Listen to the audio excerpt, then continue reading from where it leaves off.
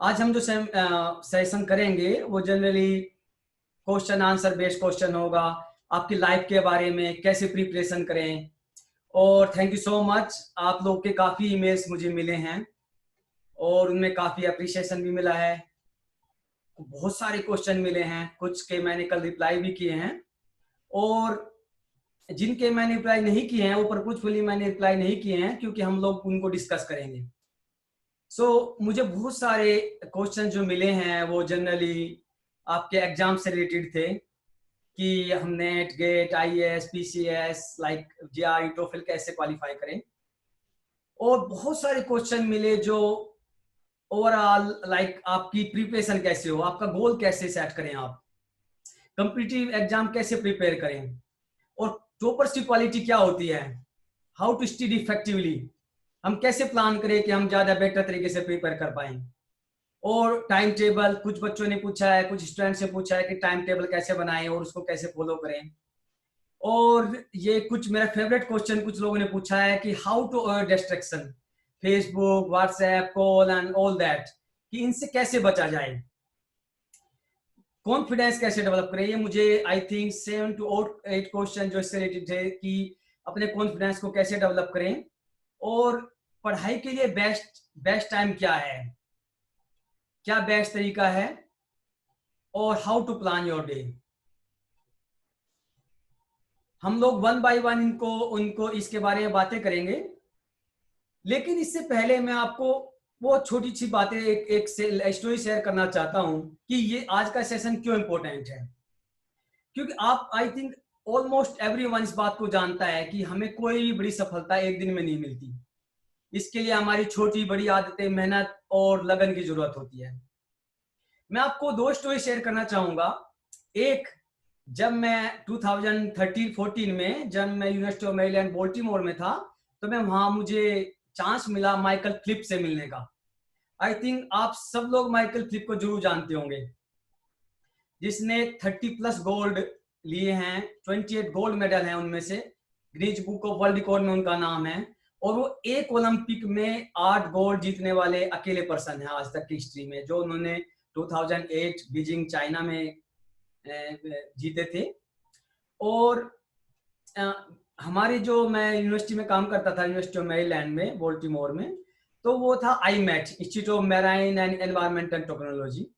तो उसी के 2 बिल्डिंग छोड़कर एक एक्वेरियम था जो यूएस का बहुत ही फेमस एक्वेरियम है, इस एक्वेरियम। तो आप जानते हैं माइकल फ्लिप को फ्लाइंग फिश भी कहा जाता है, जल परी हिंदी में जिसको बोलते हैं। तो इन्होंने जो ये एक्वेरियम थे, इन लोगों ने उनको अपने एक्वेरियम को प्रमोट करने के लिए, ज्यादा भीड़ को बुलाने के लिए और लोगों को मोटिवेट करने के लिए माइकल फ्लिप्स को वहां पर बुलाया था। तो क्योंकि हमारा वो यूनिवर्सिटी का पार्ट था तो हमें कुछ पासेज मिले थे, तो मुझे भी जाने का मौका मिला। तो वहां पर लोगों ने मैं बहुत क्यूरियस था कि यार ऐसे बंदे से मिला जाए जिसने 28 गोल्ड जीते हैं। आप लोग जानते होंगे कि इंडिया में अगर एक सिल्वर एक ब्राउन मेडल भी जीत लिया जाए तो आई थिंक कई सारे, हमारे इंडिया में भी एमपी हैं, कई सारे मिनिस्टर भी हैं हमारी गवर्नमेंट में। तो कितना बड़ा रिवार्ड होता है ओलंपिक में एक ब्रॉन्ज या सिल्वर मेडल भी जीतना। आप सोचो, उस पर्सन ने जिसने 28 गोल्ड मेडल जीते हों। तो मैं भी सभी की तरह एक्साइटेड था उसको उनसे मिलने के लिए, उनसे उनकी सक्सेस के बारे में जानने के लिए। तो बहुत सारे लोग उनसे क्वेश्चन पूछ रहे थे। तो पहले मैं उनसे यहाँ पे एक रुक के एक बात और बताना चाहूंगा कि आज अब तो आप उनको सब लोग जानते हैं कि उन्होंने ओलंपिक में इतने ज्यादा मेडल जीते, लेकिन क्या आप जानते हैं कि जब वो 6th क्लास में था उनको एक न्यूरोलॉजिकल डिसऑर्डर हो गया था जिसका नाम था ADHD, जिसको बोलते हैं attention deficit hyper activity disorder. इसमें क्या होता है कि आप इवन खेलने में भी आप अटेंशन नहीं ले पाते किसी भी चीज की, और आप ऐसी एक्टिविटी करते हैं जो आपकी एज के हिसाब से सुटेबल नहीं होती। आप इमेजिन कीजिए कि जब वो 6th क्लास में था उसको इतनी बड़ी बीमारी हो गई और उसके बाद आज तक की हिस्ट्री का सबसे ज्यादा गोल्ड मेडल जीतने वाला पर्सन है। तो सभी लोग उनसे जानने के लिए एक्साइटेड थे कि भाई उन्होंने ऐसा कैसे किया। तो मैं भी पीछे की तरफ खड़ा हुआ सब सुन रहा था। तो वन बाय वन हाथ उठा रहे थे, तो एक होस्ट थे जो हर एक को क्वेश्चन पूछने का मौका दे रहे थे। तो लकीली मेरा भी चांस उसमें आ गया कुछ क्वेश्चन पूछने का। तो मैंने उनसे बोला कि आप अगर आपको मौका, आप अगर 3 या 4 वर्ड में अपनी सक्सेस को बता सके कि क्या आपकी की थी जो आपको इतना ऊपर लेके आई, आपको वो highest world gold medal winning person का खिताब दिलाया, तो क्या होंगी। उन्होंने थोड़ा मुस्कुराए और 1 मिनट के रुकने के बाद जो उन्होंने आंसर दिया, आप जानते हो क्या थे? उन्होंने आंसर दिया goal, planning, practice and consistency. So 4 word उन्होंने बोले, goal, planning, practice and consistency. फिर उन्होंने इसको थोड़ा और एलोबरेट किया, इसके बारे में थोड़ा और बताया, क्योंकि मैं ठीक उसके बाद उनसे पूछा कि सर आपका सबसे बड़ा दिन क्या था आपकी लाइफ का। तो उन्होंने बोला कि जिस दिन बीजिंग चाइना में, लकीली मैं उसमें नेक्स्ट ईयर मैं बीजिंग चाइना भी उसी होटल में रुका जिसमें वो रुके थे, और उसको नेस्ट ओलंपिक बोलते थे, उसी में मैं रुका, और वहां पे एक साइंटिफिक कॉन्फ्रेंस थी, तो वहां पे लकीली मुझे जाने का मौका मिला था। तो उनसे जब पूछा गया कि आपका बेस्ट डे क्या था, तो उन्होंने वही बताया कि जिस दिन उन्होंने 8वां मेडल जीता, और वो उन्होंने उन्हीं के एक जो स्विमर का ही रिकॉर्ड था, आई थिंक 6 गोल्ड का था, उसको उन्होंने ब्रेक किया। तो उनसे पूछा सर कि आपने इतना बड़ा अचीवमेंट किया, तो it's how you did it. तो उन्होंने बोला कि 4 वर्ड के अलावा मैं और बोलूंगा कि अगर आप भी हर रोज 10 घंटे पानी में रहें, तो आई थिंक आप भी 1 साल में एक ओलंपिक में 8 गोल्ड मेडल जीत सकते थे। आप इमेजिन कीजिए कि कोई पर्सन प्रैक्टिस के लिए ऑलमोस्ट 10 घंटे पानी में रहता था। ये तो रहा खेल से मेरा एक एग्जाम्पल। दूसरा, जो लास्ट सेमिनार में भी मैंने बताया था कि मुझे मौका मिला प्रोफेसर जेम्स वॉटसन से मिलने का, और जो लोग लास्ट सेशन में भी नहीं थे, मैं उनको बताऊं कि आई थिंक जेम्स वॉटसन को हर कोई जानता है, जिसने भी 9th 12th 10th में थोड़ी भी बायोलॉजी पढ़ी होगी, डीएनए के बारे में जरूर सुना होगा। उन्होंने डीएनए की डबल हेलिकल स्ट्रक्चर उन्हें दी थी, जेम्स वॉटसन। उन्होंने 3 लोगों के साथ 1960 आई थिंक 62 में नोबेल प्राइज शेयर किया था। हमें से आई थिंक कोई भी उस टाइम पे पैदा नहीं हुआ था। आई थिंक हमारे मम्मी पापा भी, कुछ के मम्मी पापा भी उस टाइम बोर्न नहीं हुए होंगे। 1962 में, 1953-52 में उन्होंने रिसर्च किया था, नेचर में उनका रिसर्च पेपर पब्लिश हुआ था। तो मैं उनके, जब मैं यहाँ पे काउस्ट में था, तो मुझे उनके साथ 4 दिन घूमने का मौका मिला, टाइम बिताने का मौका मिला। तो एक दिन जब मैं उनके साथ उनको होटल छोड़ने जा रहा था, तो हम वॉक कर रहे, हमारे पास गाड़ी भी भेजी थी यूनिवर्सिटी ने, लेकिन वो बोले आई लव टू वॉक, बोले कि हम वॉक करके जाएंगे। तो मैं उनके साथ वॉक करते हुए, 1-2 प्रोफेसर और थे, तो हम लोग उनके साथ वॉक करते हुए उनके होटल की तरफ जा रहे थे।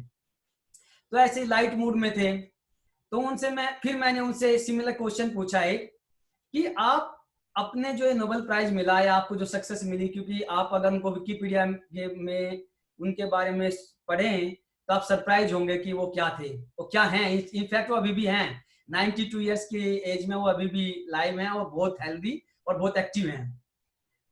तो उन्होंने बोला कि बहुत सारी चीजें हो सकती है जो मैं बोल सकता हूँ कि hard work, consistency, all that, but I think जो मैं सबसे ऊपर रखूंगा, उन्होंने बोला गुड फ्रेंडशिप। मैं बहुत सरप्राइज हुआ कि नोबेल प्राइज में गुड फ्रेंडशिप, ये कैसे आया भाई। तो आप शायद आपने उन्हीं का नाम सुना होगा, लेकिन शायद आप जानते हो उनको जो नोबेल प्राइज उन्होंने शेयर किया था, वो वाटसन क्रिक का नाम भी आपने सुना होगा, लेकिन एक पर्सन जिनका नाम आपने बहुत ज्यादा नहीं सुना, वो थे मॉरिस विल्किंस। वो बेसिकली फिजिसिस्ट थे, ये बायोलॉजिस्ट थे, और वो जो मॉरिस विल्किंस थे वो फिजिसिस्ट थे। उन्होंने इसकी डिफ्रैक्शन, जो स्पेक्ट्रोस्कोपी पे वो काम करते थे, और उन्होंने उसकी स्ट्रक्चर के बारे में बताया था कि वो कैसे दिख सकता है 3D मॉडल में, कैसे पॉसिबिलिटी हो सकती है उसकी। तो आप देखिए कि 2 स्टोरी मैंने शेयर की। एक थी इनमें से खेल जगत की, जो आई थिंक अपने आप में इससे बड़ा कोई खिलाड़ी हो नहीं सकता जिसने ओलंपिक में सबसे ज्यादा गेम जीते। एक दूसरा था जेम्स वॉटसन, जिसको जो नोबेल प्राइज विनर, जिसने आई थिंक बायोलॉजी को बिल्कुल चेंज कर दिया, सारी मेडिसिन को चेंज कर दिया, डीएनए के बारे में बताया।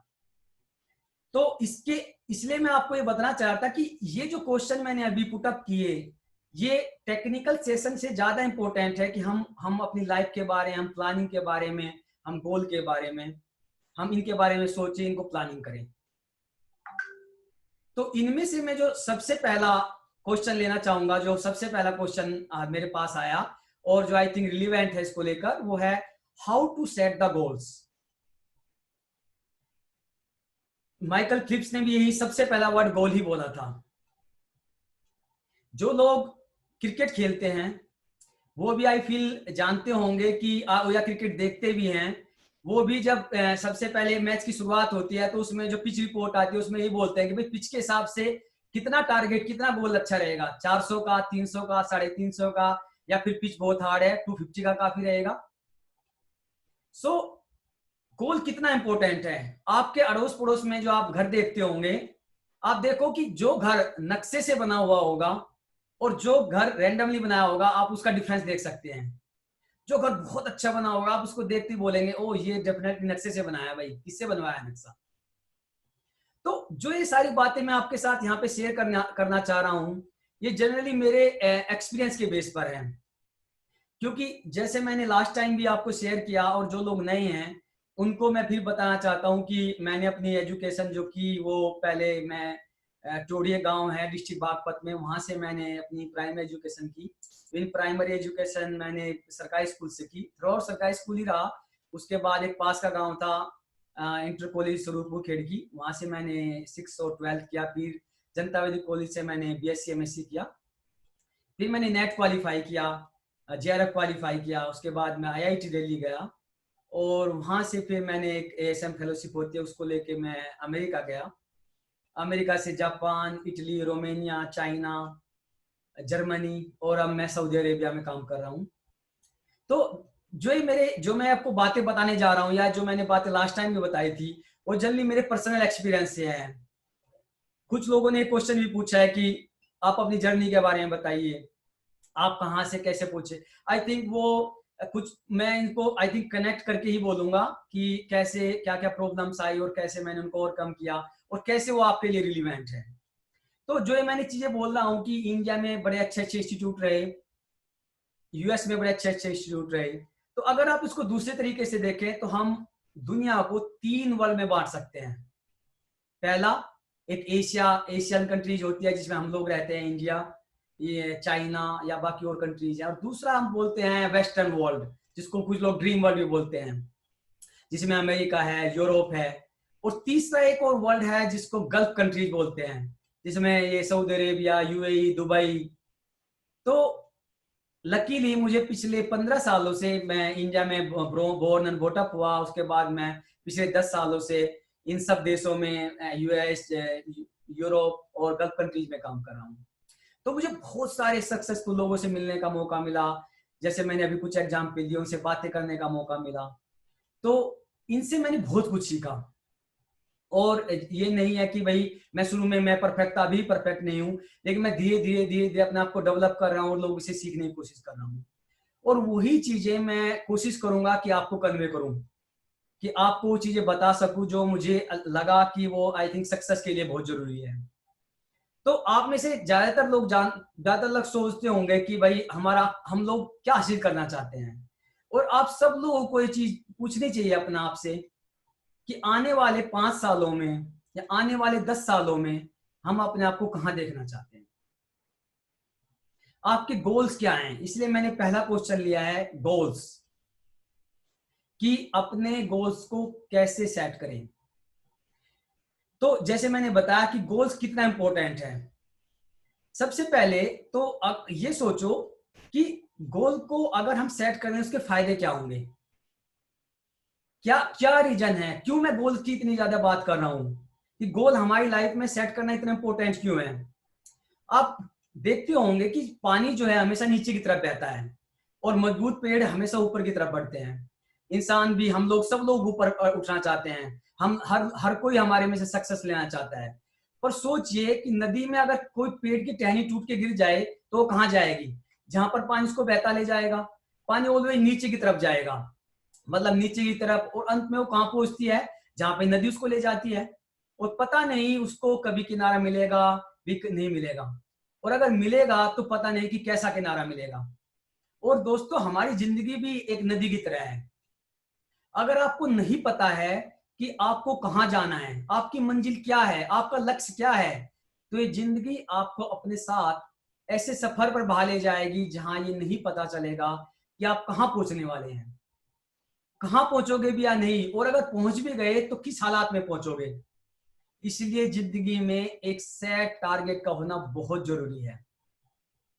बिना टारगेट के हम बहुत जल्दी अपना फोकस खो बैठते हैं। और अपने आप से अगर मैं आपको 5 रीजन दूं, और इसके अलावा 5 रीजन दूं कि कौन जो इंपॉर्टेंट है कि आपकी लाइफ में गोल्स होना क्यों जरूरी है। पहला है कि आपको पता लग जाएगा क्लियर डायरेक्शन। एक बार आपने अपना गोल सेट कर लिया, आपको पता लग गया कि आपको जाना कहाँ है। दूसरा, मोर सक्सेस। ऑफ कोर्स अगर आपको आपका टारगेट सेट है तो आपके पास सक्सेस मिलती चली जाएगी। कंट्रोल योर लाइफ, आपकी लाइफ आपके कंट्रोल में होगी, कोई भी आपको भटका नहीं पाएगा। आप अपने पोटेंशियल को अनलॉक करेंगे। आपका मैं जानता हूं, मैं पिछले कई सालों से लगातार स्कूलों में जाता हूं, स्पेशली गवर्नमेंट स्कूल में जाता हूं, इंटर कॉलेज में जाता हूं, डिग्री कॉलेज में जाता हूं, टीचर से स्टूडेंट से बात करता हूं, और मुझे पता है कि आप लोग कितने टैलेंटेड हैं। हर एक के अंदर कुछ ना कुछ बहुत अच्छे पोटेंशियल है। जरूरत है उनको अनलॉक करने की, उनको बढ़ाने की, उनको अच्छा करने की। और अगर आपके गोल सेट है तो आप वो कर सकते हैं, और डेफिनेटली अगर आपको ये सारी चीजें मिल जाएंगे आपको हैप्पीनेस मिलेगी।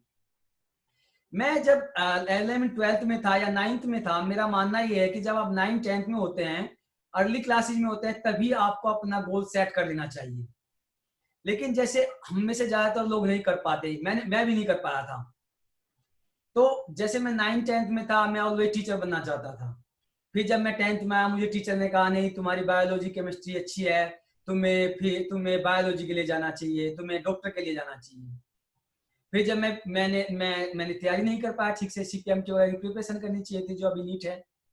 आपको बीएससी एमएससी में जाने के बाद हमें कुछ ज्यादा पता नहीं था, तो बीएससी में एडमिशन ले लिया।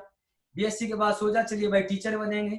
तब हमें जाके जब मैं बीएससी फाइनल में आया, तब मुझे लगा कि नहीं, मुझे नेट करना है, मुझे गेट करना है, या मुझे आईआईटी जाना है, या मुझे यूएस जाना है। आई थिंक वो काफी लेट था। कोशिश करो कि जितना जल्दी हो आप अपने गोल को सेट कर दो। तो आप अपने गोल को कैसे सेट करें। आपको अपने गोल को सेट करने के लिए अपने आप को जानना जरूरी है। अपने आप से आपको कुछ क्वेश्चन पूछने चाहिए कि क्या इंपॉर्टेंट है मेरी लाइफ में और क्यों इंपॉर्टेंट है, और मैं अपनी पास्ट की लाइफ में क्या अपने आप को बहुत अच्छा महसूस करता हूं, मैं क्या करता हुआ अच्छा महसूस करता हूं, मेरी क्या क्या क्वालिटीज है, क्या मेरी नेगेटिव चीजें हैं, और किस चीज को मुझे करने में बहुत अच्छा लगता है। आपका पैशन क्या है, आपका पर्पज क्या है। और अगर आप अपना गोल लिखेंगे तो आपका गोल कैसा होना चाहिए, आपका गोल स्मार्ट होना चाहिए। SMART। जब मैं स्मार्ट बोल रहा हूं, इसका मीनिंग है S for specific, M for measurable, A for achievable, R for relevant, and T for time bound. ये बहुत स्पेसिफिक होना चाहिए। कोई बोले कि भाई मुझे लेट्स से कि मुझे साइंटिस्ट बनना है, कि साइंटिस्ट बनना है, भाई किस फील्ड में जाना है आपको, केमिस्ट्री का साइंटिस्ट बनना है, केमिस्ट्री में भी आपको किस स्पेसिफिक फील्ड में आपको रिसर्च करने का मन है।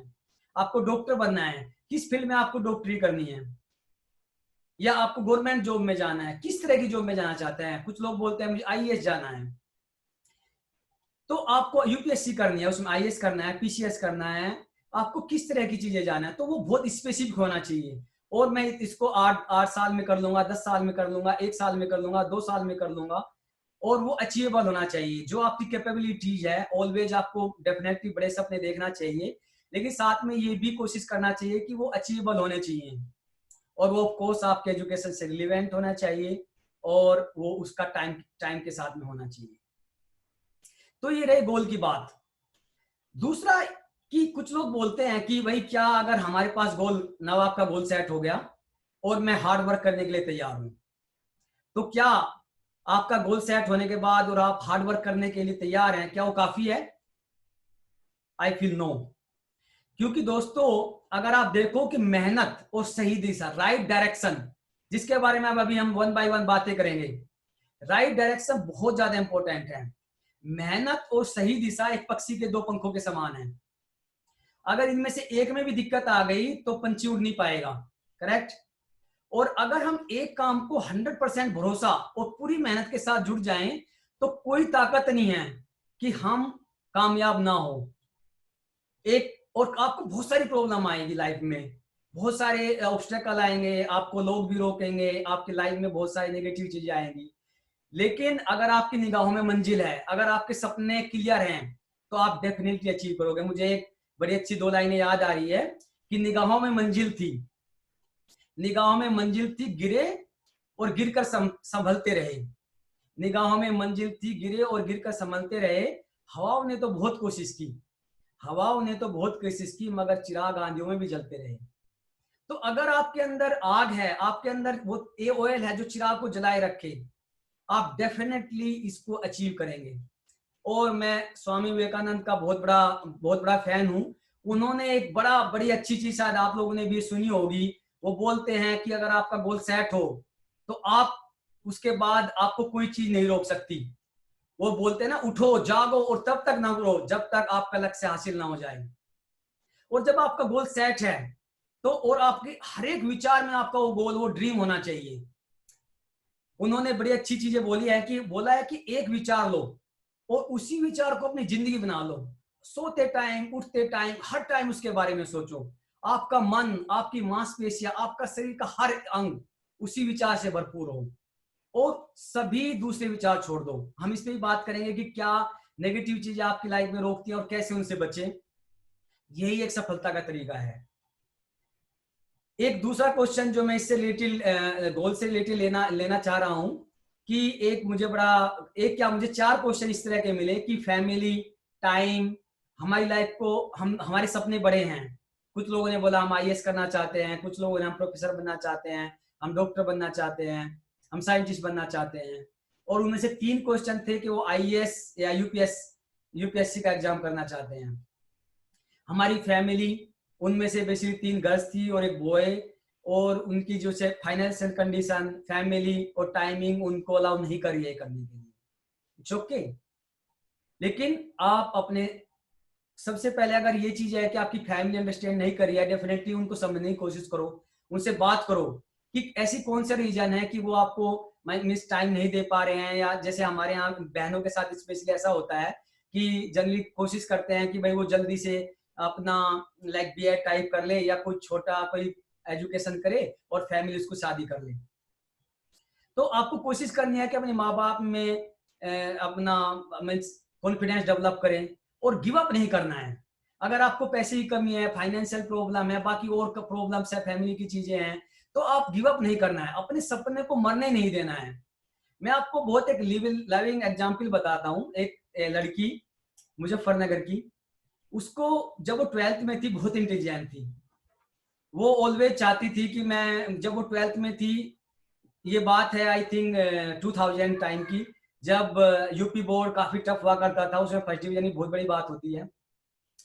तो उसमें उस टाइम पे उसके मैथमेटिक्स में 92, फिजिक्स में 84, काइंड ऑफ लाइक बहुत अच्छे मार्क्स आए।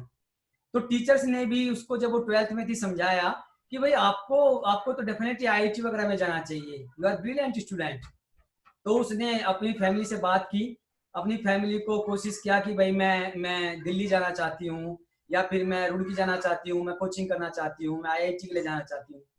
लेकिन जैसे कि हमारी फैमिली होती है, कई बार उसको सपोर्ट नहीं कर पाती, तो उसको सपोर्ट नहीं किया और फाइनली उसको बीएससी में एडमिशन लेना पड़ा। उसने बीएससी की, बीएससी करने के बाद फिर से एक बार ट्राई किया। तो जैसे मैंने लास्ट टाइम ही बताया था, वो जैम एग्जाम होता है, उसने जैम एग्जाम लिया और जियो फिजिक्स में जैम को क्वालिफाई भी कर लिया। फिर से उसका जो उनका जो मतलब मीन्स जो काउंसलिंग उनका नंबर आया वो आईआईटी खड़गपुर में आया। लेकिन फिर से क्योंकि आईआईटी खड़गपुर बहुत दूर था और हमारे यहाँ जो बैकग्राउंड है, फैमिली बैकग्राउंड है, वो उसको अलाउ नहीं करता, तो उसको आईआईटी खड़गपुर नहीं जाने दिया गया। लेकिन क्या लड़की वो हैरान परेशान होकर रह गई? नहीं, उसने फिर भी एमएससी में एडमिशन ले लिया, एमएससी फिजिक्स में एडमिशन लिया, लेकिन अपने सपनों को जिंदा रखा। उसने फिर अपना टारगेट किया कि मुझे आईआईटी जाना है। आईआईटी तो उसको बचपन से ही जाना चाहती थी, वो 12th के बाद चूक गई, बीएससी के बाद चूक गई, एमएससी के बाद फिर से ट्राई किया, उसने फिर गेट क्वालिफाई किया और बहुत अच्छी ऑल इंडिया रैंक ली। उसके बाद फादर ने फाइनली वो जो बड़ा अच्छा वो डायलॉग याद आता है, वो दिलवाले दुल्हनिया ले जाएंगे अमरीशपुरी टाइप बोलता है कि जा सिमरन जा, जी ले अपनी जिंदगी। सो फाइनली उन्हें भी उसका बोला ओके गो टू आईआईटी, क्योंकि ये आईआईटी दिल्ली में था। आईआईटी दिल्ली गई, उसके बाद उसने जीआरई और टोफिल क्वालिफाई किया, और वो इनफैक्ट जीआरई 2 बार क्वालिफाई किया, टोफिल भी 2 बार क्वालिफाई किया, और फिर वो यूएसए में फिजिक्स और मैथमेटिक्स की प्रोफेसर बनी। मैं बात कर रहा हूँ मेरी वाइफ अनुपमा शर्मा की। वो बिल्कुल गांव से आप लोगों की तरह ही मुजफ्फरनगर से है, और ये देखो कि कितनी प्रॉब्लम्स आई लेकिन अपने सपनों को मरने नहीं दिया। तो हम भी अभी भी बहुत सारी चीजें जो मैं डिस्कस कर रहा हूँ उनमें से आएंगी भी डिस्कशन। मैं बहुत सारे जो क्वेश्चन आ रहे थे उनके साथ डिस्कस भी कर रहा था, और वो एग्जाम्पल्स मैं इसमें लूंगा आगे चल के।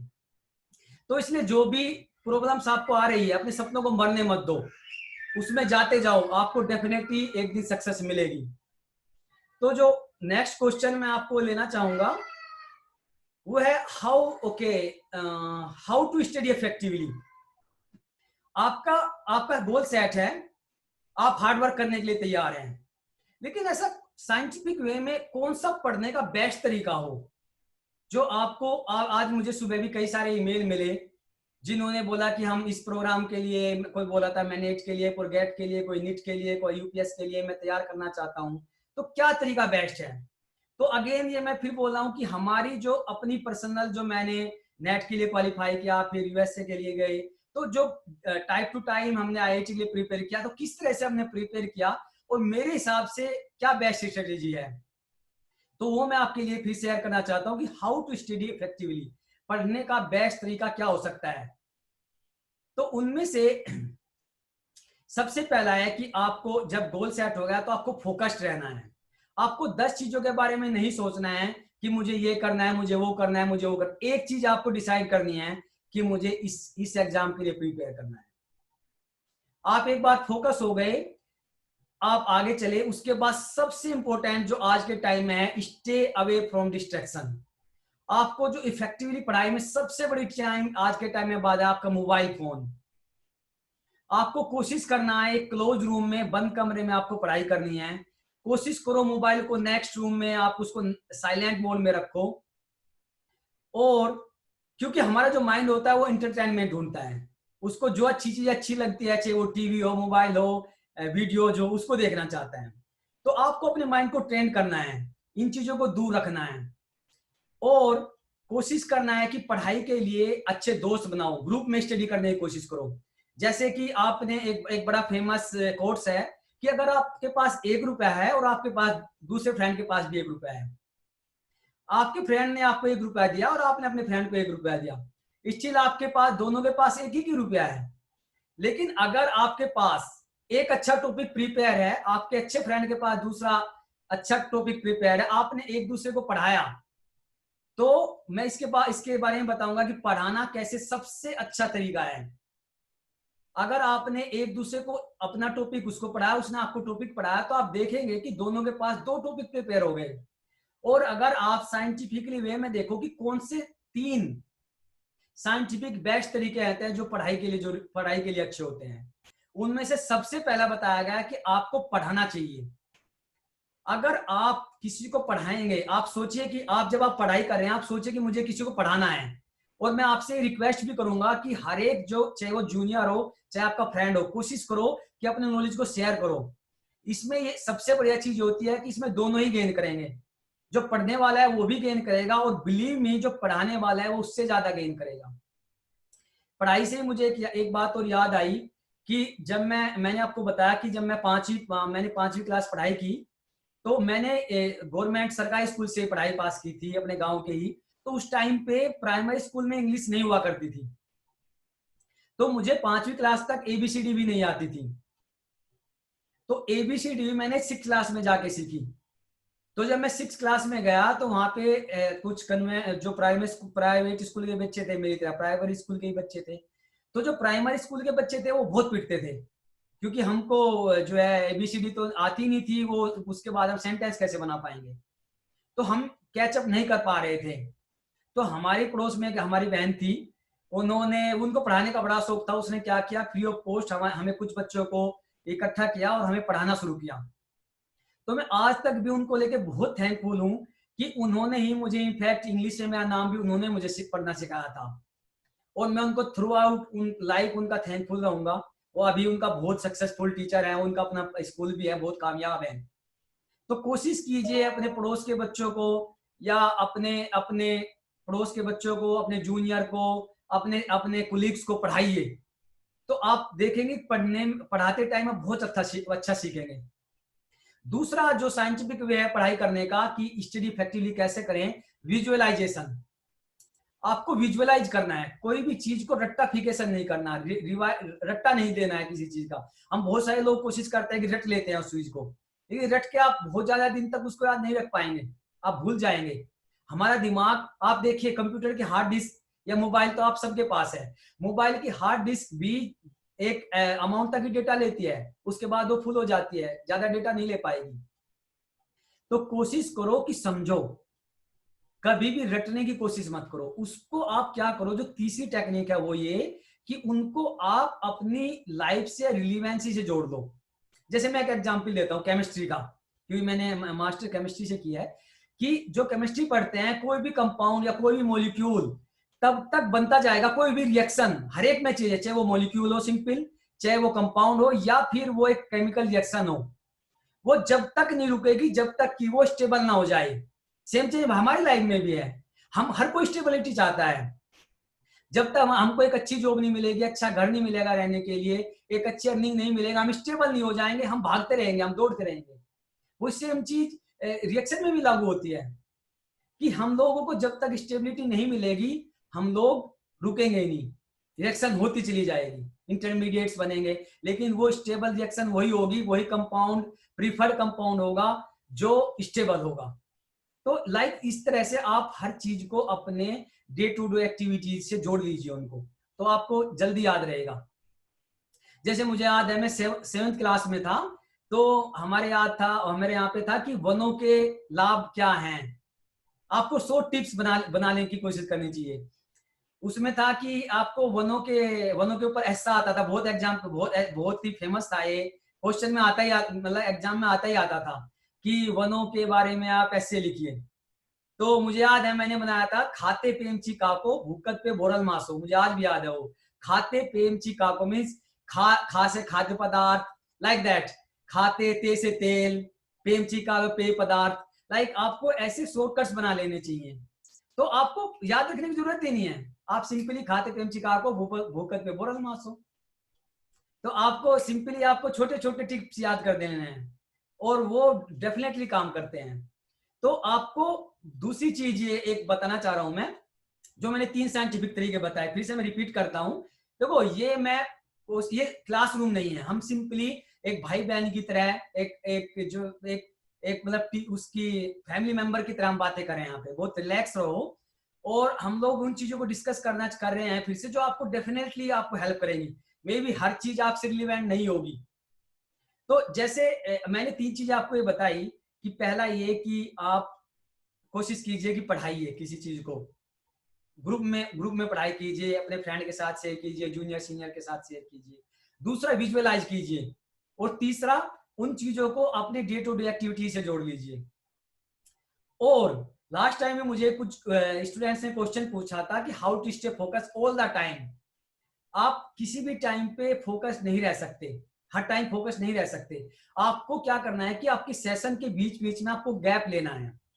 आपको आपकी कैपेबिलिटी के बेस पे 1 घंटा 10 मिनट, ना 1 घंटा आपने पढ़ाई की, 10 मिनट का ब्रेक ले लिया, या फिर 2 घंटे, लेट से आपको बहुत अच्छा मजा आ रहा है, जरूरी नहीं आप ब्रेक लो, आप 2 घंटे पढ़ाई कीजिए, फिर आप 10-15 मिनट आधे घंटे का ब्रेक ले लीजिए। तो आपको ब्रेक में ऐसे सेशन को तोड़ तोड़ के अपनी पढ़ाई करनी चाहिए। उससे क्या होता है कि आपका माइंड रिफ्रेश होता चला जाएगा, रिफ्रेश हो जाता है, और आप जल्दी एब्जॉर्ब कर पाते हैं। देखो, आप किसी भी चीज में अगर आपकी कोई कपड़ा भी, ऑयल, कोई भी पेपर भी लो, उसके ऊपर पानी कुछ भी डालेंगे, वो भी सोखने में थोड़ा टाइम लेता है। माइंड को भी थोड़ा एब्जॉर्ब करने के लिए टाइम दीजिए, उसको रिफ्रेश करते जाइए बीच बीच में। और रिफ्रेशिंग का मेरा मतलब, मेक श्योर, रिफ्रेशिंग का मेरा मतलब ये नहीं है कि आप मोबाइल उठा लें। रिफ्रेशिंग का मेरा मतलब है कि कोशिश कीजिए कि अपनी फैमिली से बातें कीजिए, मम्मी पापा से बात कीजिए, किचन में थोड़ा घुमाइए, छत पे थोड़ा टहल लीजिए, स्पेशली लॉकडाउन में आप बाहर नहीं घूम सकते।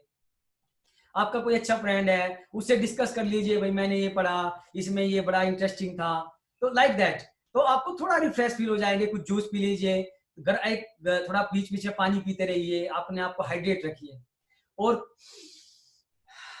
गहरी सांस लीजिए बीच बीच में। जैसे हमारे लिए जो फूड है, हमारी जो एनर्जी के लिए रिक्वायरमेंट है फूड, हमारा जो ऑक्सीजन है, हमारा जो माइंड है, इसका फूड है ऑक्सीजन। हमें टाइम टाइम पे अपने अपने ब्रेन को एनर्जी पास करनी चाहिए, एनर्जी देनी चाहिए। उसके लिए बीच बीच में कोशिश कीजिए कि आप डीप ब्रीथ कीजिए, आपको रिलैक्स ही महसूस होगा, रिफ्रेश फील होगा। और मैं एक स्टडी बताता हूँ, अभी एक रिसेंटली एक स्टडी हुई, उसमें देखा कि अगर आप 10 टाइम्स डीप ब्रीदिंग मतलब ब्रीथ कीजिए, थोड़ा होल्ड कीजिए और छोड़िए, अगर आप 10 टाइम उसको करेंगे तो ये सरप्राइजिंग है कि पहले और बाद में जो लोगों के कार्टिसोल लेवल में, उसके नेगेटिव हार्मोन्स और पॉजिटिव हार्मोन्स का लेवल, उनका ब्लड प्रेशर लेवल देखा गया, वो 3 से 4 गुना तक बेटर हो गया, इवन आप केवल 10 ब्रीदिंग के बाद। सो ब्रीदिंग बहुत बढ़िया जबरदस्त एक्सरसाइज है, और आप बैठे हुए कहीं भी चेयर पे बैठे हुए किसी भी जगह बैठ के कर सकते हैं। और आपको अपना प्लान जो मैं आपको बता रहा हूँ, रिलैक्स, डेफिनेटली आपने रिलैक्स किया उसके बाद, और ये कोशिश करनी चाहिए कि आपको जो प्लान है उसके अकॉर्डिंग जाए। सुबह उठते ही अपना प्लान बना लीजिए, और गोल्ड लिस्ट बोलता हूं मैं जिसको, और जैसे आपने कोई पढ़ाई की उसको टिक कर दीजिए। लेट्स से आपने आपके 5 गोल हैं और आपने एक गोल पूरा कर लीजिए, उसको टिक कर दीजिए, उसको अपने सामने रखिए, तो आपको मोटिवेशन मिलेगा कि मैंने एक गोल को पूरा कर लिया। तो आपके एक तो सामने ये रहा कि आपको कौन से 4 और गोल पूरे करने हैं, और दूसरा आपको पता लग गया कि ये गोल मैंने कंप्लीट कर लिया, तो आपको एक पॉजिटिविटी मिलेगी। और जैसे मैं डिस्ट्रैक्शन की बात कर रहा था, पढ़ते पढ़ते बीच में आपको नेगेटिव थॉट्स आ सकते हैं, अरे भाई, अरे आज तो मेरे क्लोज फ्रेंड का बर्थडे है, उसको बर्थडे विश करना है, लेट्स से कोई मोबाइल की कोई चीज करनी है, कोई और दूसरा जो किसी को बुक रिटर्न करना है, काइंड ऑफ कोई ऐसी चीज आ सकती है। कोई बात नहीं, विचार आएंगे, लेकिन आप क्या कीजिए कि बाजू में एक बुक रख ली, एक कॉपी पेन रखिए, उसमें उस बात को लिख लीजिए। तो आपने क्या किया, उस डिस्ट्रैक्शन को एक्सेप्ट भी कर लिया, और आप लिख लीजिए, ओके इस सेशन के बाद मैं ये काम करूंगा। जैसे आपको किसी को बर्थडे विश करना है या कोई और चीज करनी है, उसको लिख लीजिए, उसको आप जैसे आपका सेशन खत्म होगा उसके बाद कर लेंगे। तो आपको फायदा क्या होगा कि आपको ये विचार दोबारा डिस्टर्ब नहीं करेगा, क्योंकि आपने उसको एक्नोलेज कर दिया। जैसे आप बच्चे को देखिए, आप किसी या फैमिली में भी देखिए, मम्मी को देखिए, आपकी मम्मी आपको आवाज लगाती रहेगी, आवाज लगाती रहेगी, जब तक आप बोलेंगे हाँ मम्मी मैं आ रही हूँ, या मम्मी मैं आ रहा हूँ, हाँ मैं कर रहा हूँ, जैसे आपने ऐसा बोल दिया वो कुछ नहीं बोलेंगे, उसको पता लग गया, आप एक्नोलेज कर दिया कि हाँ आपने उसको सुन लिया और आप वो कर रहे हैं। ऐसे ही आपका नेगेटिव विचारों के बारे में है, उसको एक्नोलेज कीजिए, उसको लिख लीजिए, तो आपके विचार को पता लग गया कि हाँ इसने मेरी बात सुन ली, अब वो दोबारा डेफिनेटली नहीं आएगा। तो ये प्लानिंग है। और इसी से रिलेटेड मैं एक और क्वेश्चन मुझे आया कि what is the quality of toppers, कि टॉपर्स की क्या क्वालिटीज होती है। मे भी आप ज्यादातर लोग ये जानना चाहते होंगे कोर्स की जो टॉपर्स है उनकी क्वालिटी क्या होती है, जो सक्सेसफुल होते हैं, स्पेशली स्टूडेंट्स के लिए मैं बात कर रहा हूँ, वो कैसे करते हैं। तो वो बहुत बड़ी बात नहीं है, जो मैंने बताई है वो उनसे अलग नहीं है, सेम चीज प्लानिंग। सबसे पहले वो कोई भी टॉपर हो, कोई भी सक्सेसफुल, चाहे वो क्रिकेटर हो, चाहे वो साइंटिस्ट हो, चाहे वो स्टूडेंट हो, वो प्लानिंग करते हैं, चाहे वो बिजनेसमैन हो। और एक कहावत है, बोलते हैं ना कि if you are fail to plan you are planning to fail. Means अगर आप प्लानिंग करने में फेल हो गए तो आप अपने आप को फेल करने की प्लानिंग कर रहे हो, आपको कोई पास नहीं कर पाएगा। तो अपने डे को प्लान कीजिए, स्पेसिफिक प्लान कीजिए, मैं कब क्या करने वाला हूं, और उस प्लान को स्ट्रिक्टली फॉलो कीजिए। और एक जो सेकंड चीज मैं बताने वाला हूं कि टॉपर्स की क्या चीज होती है, क्या क्वालिटीज होती है। जैसे मैंने आपको बताया कि मैं आईआईटी में पीएचडी की, तो वहां पे मैंने 3 साल तक बीटेक के फर्स्ट ईयर के साथ में टीचिंग असिस्टेंटशिप की। मतलब जो आईआईटी में क्या होता है, फेलोशिप मिलती है, तो उसके बदले में क्या होता है, हम लोग टीचर्स को असिस्ट करते हैं पढ़ाई लेने में, लेक्चर्स लेने में, लैब्स लेने में। तो मैंने 3 साल तक जो बीटेक फर्स्ट ईयर होता है उनको हर कोर्स करना पड़ता है, डजेंट मैटर कि वो कंप्यूटर का है या मैकेनिकल का है, व्हाटएवर, सिविल का है, उसको हर एक को केमिस्ट्री करना ही पड़ेगा। तो मैं केमिस्ट्री की क्लास ही लिया करता था, और एमएससी फर्स्ट ईयर की भी MSc first year specially biochemistry की क्लासेस भी लिया करता था। तो मैं उनके साथ में टॉप जो एमएससी फर्स्ट ईयर के बच्चे होते हैं वो जेम क्वालिफाई करके आते थे, और बीटेक वाले जो है वो तो भाई क्रीम होते थे दोनों ही, चाहे वो जेम क्वालिफाई करके आए हो, चाहे वो बीटेक आईटीजे क्वालिफाई करके आए हो। तो मैं उनसे सबसे ऑलमोस्ट डिस्कस करता था, और मैं बहुत इंजॉय करता था। जो पैशन की बात हम कर रहे थे कि आपका पैशन होना चाहिए, आप ना उसी चीज में सक्सेसफुल होंगे जिसमें आपको मजा आए। तो मैं आपको अपनी स्टोरी बताता हूँ कि मैं बहुत मजा आता था मुझे उनके साथ में क्वेश्चन आंसर करते हुए। पहले तो क्योंकि वो टॉपर्स थे तो उनके अंदर टसन भी होती है ऑब्वियसली, कि भाई वो तो बड़े बड़े एग्जाम क्वालिफाई करके आए हैं, one of the top institute IIT Delhi में वो बीटेक कर रहे हैं। तो वो हमसे भी क्वेश्चन पूछते थे, और वो कोशिश करते थे कि ऐसा क्वेश्चन पूछे कि हमसे ना बताया जाए। तो जैसे मैंने बताया, क्योंकि हम जब पढ़ाई करते थे तो ऐसे करते थे कि फील करते थे कि वो हमसे कैसे क्वेश्चन पूछ रहे हैं, तो हमारा पढ़ना ऑटोमेटिकली बहुत अच्छा होता था, क्योंकि हम पढ़ाने के लिए कर रहे थे और हमें पता होता था कि हम कैसे बच्चों को पढ़ाने वाले हैं। लेकिन उसके बाद मुझे ही बड़ा मजा आता था उनको चैलेंज करने में। वहां पे क्या होता था कि वहां पे जो बीटेक्स फर्स्ट ईयर में जनरली जो डिपेंड ऑन टीचर, हम लोग क्या करते थे कि एक प्री लैब और प्री लेक्चर क्विज लेते थे, और एक post lab post lecture quiz लेते थे। मीन्स एक आती क्विज होती थी, और एक जब वो जाने वाले होते तब क्विज होती थी, और उनके ग्रेड उसी पे डिपेंड होते थे। तो मुझे बड़ा मजा आता था कि उनके लिए ऐसे क्वेश्चन सेटअप करूं कि उनमें से उनको नानी याद आ जाए करने में। तो मेरे लिए बड़ा पैशन होता था, मैं बहुत इंजॉय करता था इसको, उनके लिए क्वेश्चन सेटअप करना कि उनको चैलेंजिंग लगे, और वो भी मजा लेते थे क्योंकि वो कोशिश करते थे कि मैं उनके आंसर ना बता पाऊं। सो इट्स लाइक कि आपको पैशन होना चाहिए और आपको एंजॉय करना चाहिए उस चीज को। तो क्वालिटीज की ये क्वालिटीज होती है कि वो अपने आप को प्लान करते हैं। ओके, नेक्स्ट जो है एक्सपेक्टेशंस, जो हम लोग हर कोई विश करता है, जिसे हम लोग बताते हैं कि हम लोग क्या वर्ड यूज करते हैं, मैं चाहता हूं। हम लोग ज्यादातर बोलते हैं मैं आईएएस बनना चाहता हूं, मैं डॉक्टर बनना चाहता हूं, मैं साइंटिस्ट बनना चाहता हूं। एक हो गई विश और एक हो गई expectation to yourself. I feel दोनों में थोड़ा डिफरेंस है कि आप क्या विश कर रहे हैं और आप क्या अपने आप से एक्सपेक्ट करते हैं। तो जो अच्छे स्टूडेंट्स होते हैं, जो टॉपर्स होते हैं, उनकी एक्सपेक्टेशंस होती है अपने आप से। वो एक्सपेक्ट करते हैं कि मैं ये कर पाऊंगा, यानी कि अपेक्षा, हिंदी में इसको अपेक्षा बोलते हैं कि मुझे अपने आप से क्या अपेक्षा है। और फिर से जैसे मैंने बताया कि वो रेक्टिफिकेशन नहीं करते, वो अंडरस्टैंड करते हैं, रिलेट करते हैं। और ऑलवेज जो अच्छे स्टूडेंट्स होते हैं और अपनी वीकनेस पे काम करते हैं, और ऑलवेज मेक श्योर कि आप रिलैक्स करो। ये चीजें हैं ना, जो सारी चीजें मैं आपको बता रहा हूं, ये सारी रिलेटेड है। अब मैं एक बहुत इंपॉर्टेंट बात करने वाला हूं, जो क्वेश्चन आया मुझे कि what is the best approach for the competitive exams. जैसे मैंने बताया, मैंने कई सारे कॉम्पिटिटिव एग्जाम पास किए, मेरी वाइफ ने भी कई सारे कॉम्पिटिटिव एग्जाम पास किए। तो हम कल रात को डिस्कस कर रहे थे इस बारे में कि उनकी अप्रोच क्या थी, मेरी अप्रोच क्या थी। तो हम लोग बहुत सरप्राइज हुए ये जान के कि दोनों की हमारी अप्रोच ऑलमोस्ट सेम थी। तो अप्रोच क्या होती है, जैसे जब आप पढ़ाई करते हैं अपनी अपनी बीएससी एमएससी या 10th 12th, उसकी अप्रोच थोड़ी अलग होती है कि आप क्लासेस करते जाते हैं, उसके बाद फिर एग्जाम देते हैं। लेकिन जो कॉम्पिटिटिव एग्जाम होते हैं, मेरा मानना है कि उसकी अप्रोच थोड़ी अलग होनी चाहिए। मेरा मानना है कि सबसे पहले, जैसे आज भी सुबह भी मुझे कुछ क्वेश्चंस आए कि आप नीट के लिए कैसे प्रिपेयर करें, गेट नेट के लिए कैसे प्रिपेयर करें। तो मैं उन लोगों को बोलना चाह रहा हूं कि सबसे पहले अपने सिलेबस को समझें, और सिलेबस से पहले क्वेश्चंस को समझें कि आपके एग्जाम्स में ये एग्जाम किस तरह का है, क्या इसका पैटर्न है, किस तरह के क्वेश्चंस आते हैं। और कोई भी टॉपिक शुरू करने से पहले, चाहे वो क्लैट का एग्जाम हो, चाहे वो नीट का एग्जाम हो, चाहे वो आईटीजे का एग्जाम हो, चाहे वो नेट का एग्जाम हो, हर एक का फंडा सेम है। आपको सबसे पहले ये कोशिश करना है कि क्वेश्चन देखो किस तरह के क्वेश्चन आते हैं, और सबसे पहले बिना पढ़े देखो कि आप कितने क्वेश्चन को कर पाते हैं, और जिन क्वेश्चंस को आप नहीं कर पाएंगे उसके हिसाब से आप अपनी पढ़ाई शुरू कीजिए। तो आप पाएंगे कि आप बहुत एंथुजियास्टिक रहेंगे पढ़ते टाइम, और आपको आज याद आएगा, ओ ये क्वेश्चन, इस तरह का क्वेश्चन पूछा गया था। तो मेरे विचार से क्वेश्चंस को समझना, क्वेश्चन को टारगेट करके करना, एग्जाम को टारगेट करके कॉम्पिटिशन एग्जाम पढ़ाई करना बेस्ट अप्रोच है। और आपको पास्ट ऑलमोस्ट हर एक कंपटीशन एग्जाम में आपको लास्ट ईयर के क्वेश्चन मिल जाएंगे।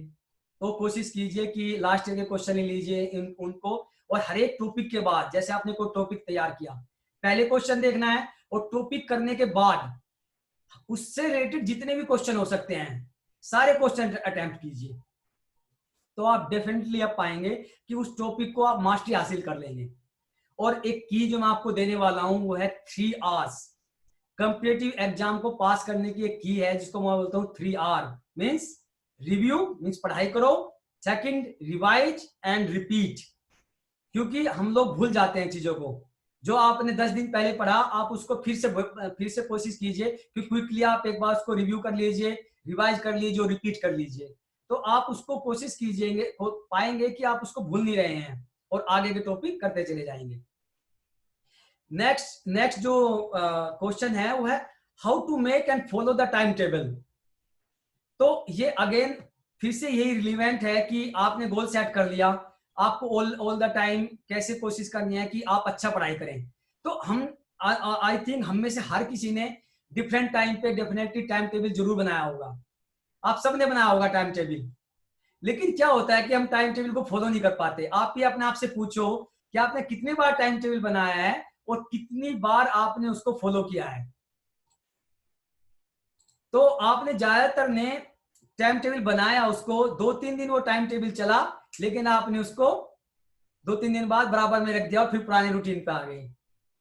तो मैं आपको कुछ टिप्स दे रहा हूं जो टाइम टेबल को फॉलो करने में हेल्प करेंगे। जैसा सबसे पहला, क्लियरिफाई द ऑब्जेक्ट, कि आपको टाइम टेबल बनाना क्यों इंपॉर्टेंट है, आप टाइम टेबल क्यों बनाना चाहते हो। आप कॉम्पिटिटिव एग्जाम के लिए बना रहे हो या फिर आप अपने बीएससी बीटेक के लिए बना रहे हो, वॉट एवर आपके लिए, आप अपना आपका जो ऑब्जेक्टिव हो क्लियर होना चाहिए। दूसरा, sharpen the axe, means understand yourself. Abraham Lincoln ji बोलते थे कि अगर मुझे कोई काम 10 घंटे के लिए करना, 10 घंटे करने के लिए दिए जाए तो उसमें से 2 घंटे में उसको समझने में लगाऊंगा।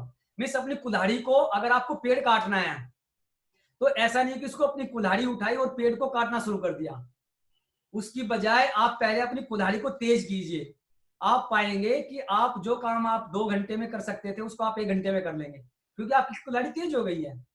तो सबसे पहले अपनी अपनी कुल्हाड़ी को तेज कीजिए, अपने आप को अपने आप को समझिए कि भाई ठीक है, जैसे कुछ बनाते हैं पूरा टाइम टेबल बना देंगे 10 घंटे का, कल से मैं 10 घंटे पढ़ने वाला हूं।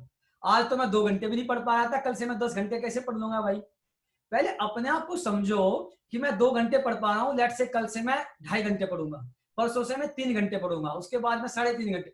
धीरे धीरे धीरे धीरे आप उसकी आदत को बढ़ाएंगे। मैं बीच में आपको कहीं पे एक बहुत बढ़िया चीज शेयर करूंगा, द लॉ ऑफ 21 डेज, कि 21 दिन का एक नियम होता है। मैं उसके बारे में आपको बताऊंगा अभी शॉर्टली कि 21 दिन का नियम क्या है, कि अगर आप उस 21 दिन के नियम को फॉलो करेंगे तो आप पाएंगे कि वो चीज आपकी आदत में आ गई। तो पहला बात हो गई आपको टाइम टेबल बनाने के लिए अपना ऑब्जेक्टिव क्लियर कीजिए। दूसरा, अपनी कुल्हाड़ी को तेज कीजिए, अपने आप को समझिए, उसी के हिसाब से टाइम टेबल बनाइए। तीसरा, डू नॉट ओवर स्ट्रेस। जैसे मैंने बताया कि एकदम 10 घंटे का प्लान नहीं बनाना है कि भाई मैं आज 2 घंटे पढ़ रहा था, कल से 10 घंटे शुरू कर दूंगा। चौथा, प्रायोरिटाइज, प्रायोरिटी बनाइए कि आपको किस सब्जेक्ट को पहले पढ़ना है, और टाइम की भी प्रायोरिटी बनाइए कि जैसे कि आप सुबह मैक्स से, आप हर एक बंदे की अलग अलग अपनी कैपेबिलिटी होती है। कुछ लोग सुबह ज्यादा अच्छा पढ़ाई कर पाते हैं, कुछ दोपहर को अच्छा कर पाते हैं, कुछ शाम को अच्छा कर पाते हैं। तो जो आपका टफ सब्जेक्ट है उसको कोशिश कीजिए अपने फेवरेट टाइम में ले जाइए, तो आपको उसको अंडरस्टैंड करने में आसानी होगी। तो आपको प्रायोरिटाइज करना अपना सब्जेक्ट और अपने टाइम को प्रायोरिटाइज कीजिए। और पांचवा, मेक इट स्पेसिफिक, कि टाइम टेबल बना दिया कि भाई जो लेट्स से मैं फिजिक्स पढ़ूंगा, लेकिन उस टाइम टेबल में डिफाइन कीजिए कि फिजिक्स में मैं कौन कौन सी यूनिट पढ़ने वाला हूं इस टाइम पे। तो मेक स्पेसिफिक। और उसके बाद जैसे आपने लेट्स से एक दिन आपने आपने अपना टाइम टेबल बनाया, तो उसके बाद आपको देखना है कि आप उसको फॉलो कर पा रहे हैं नहीं कर पा रहे हैं। आपको उसको रिव्यू कीजिए और उसको कच्ची पेंसिल से बनाइए, पक्के पेन से मत बनाओ। आप उसको इरेज कीजिए और उसको मॉडिफाई कर लीजिए अपने तरीके से। तो उसको रिवाइव कीजिए और जब तक उसको रिवाइव करते जाइए अपनी प्रायोरिटी के बेस पे, अपने अंडरस्टैंडिंग के बेस पे और अपने कंफर्ट के बेस पे उसको रिव्यू करते जाइए। और नेक्स्ट चीज, स्टे मोटिवेटेड। आपको अगर अपनी चीजों को फॉलो करना है तो आपको ऑलवेज मोटिवेट रहना होगा। How to get be motivated, ये स्लोली मैं उस पर आ रहा हूं, मोटिवेशन कैसे रहे। लेकिन इससे पहले एक मैं लास्ट चीज आपको बता रहा हूं कि टाइम टेबल को फॉलो करने में और आपके करियर को सबसे ज्यादा प्रॉब्लम क्या होती है कि डिस्ट्रैक्शन। आपको बहुत सारी चीजें होती हैं जो आपको रोकती हैं आपके करियर तक पहुंचने के लिए, सक्सेसफुल होने के लिए, अपने गोल को पूरा करने के लिए, अपने सपनों को पूरा करने के लिए, अपने टाइम टेबल को फॉलो करने के लिए। आपकी लाइफ में बहुत सारी डिस्ट्रैक्शन होती है। लकीली हमारे टाइम पे कंपेरेटिवली कम थी क्योंकि उस टाइम पे मोबाइल नहीं था। और इसमें मैं आपका दोष नहीं दे रहा हूँ, आपके टाइम पे थोड़े चैलेंजेस ज्यादा हो गए हैं, आपके टाइम पे आपकी एक्सपेक्टेशन ज्यादा हो गई है, फैमिली की एक्सपेक्टेशन ज्यादा हैं, आप लोगों की अपने आप से भी एक्सपेक्टेशन ज्यादा हैं, और डिस्ट्रक्शन की तो चीजें इतनी हो गई हैं कि उनको अवॉइड करना ऑलमोस्ट इम्पॉसिबल है। एक सोशल मीडिया नहीं है, hundreds of different social media आ जाए। आप पढ़ाई कर रहे हैं, चुपके से पिंक आ गया, एक नोटिफिकेशन आ गया, आपने उसको देखना शुरू कर दिया।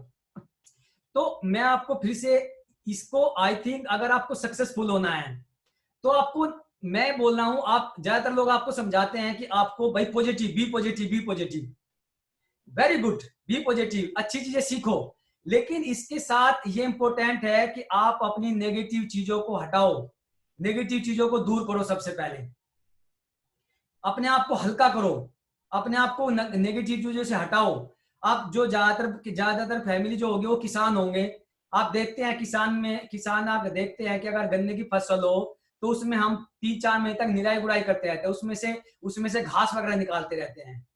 तब अगर हम घास निकालेंगे तभी हमारा गन्ने की पौधा पैदावार अच्छी हो पाएगी। नहीं तो जो आपकी जो खाद पानी है वो तो सारा खरपतवार ले लेगी। तो ऐसे ही आपको अपनी नेगेटिव चीजों को हटाना है पॉजिटिव चीजों को लेने के लिए। तो वो कैसे करें? सबसे पहला जो मैं आपको आपको बताना चाह रहा हूं वो है डिस्ट्रैक्शन सीट, जो मैंने आपको रिसेंटली भी बताया कि जो जो आपको नेगेटिव चीजें आ रही हैं उनको लिखते जाइए। आपको उनको लिखना है, आपको एक्नॉलेज कर दिया वो खत्म हो जाएगी। और दूसरा जो सबसे इंपॉर्टेंट बता रहा हूं, मैनेज इंटरनेट। अपने इंटरनेट को मैनेज कीजिए, उसको कोशिश कीजिए कि जो है इंटरनेट को बंद कर दीजिए। अगर आप ऑनलाइन पढ़ाई कर रहे हैं तो आप उन वेबसाइट को, जैसे फेसबुक या और दूसरी सोशल मीडिया या व्हाट्सएप, उनको उनको टर्न ऑफ कर दीजिए। तो आपको कम से कम वो बीच में परेशान नहीं करेंगी। और जब आप अपने सेशन को, मैंने कहा कि डिवाइड करेंगे, जब आपके पास टाइम आएगा बीच में तो अपने आप को रिफ्रेश करना है, जो कॉल्स आई हैं उनको कॉल को आंसर कर दीजिए, अपने आप को ऑर्गेनाइज कीजिए, ऑर्गेनाइज योर सेल्फ।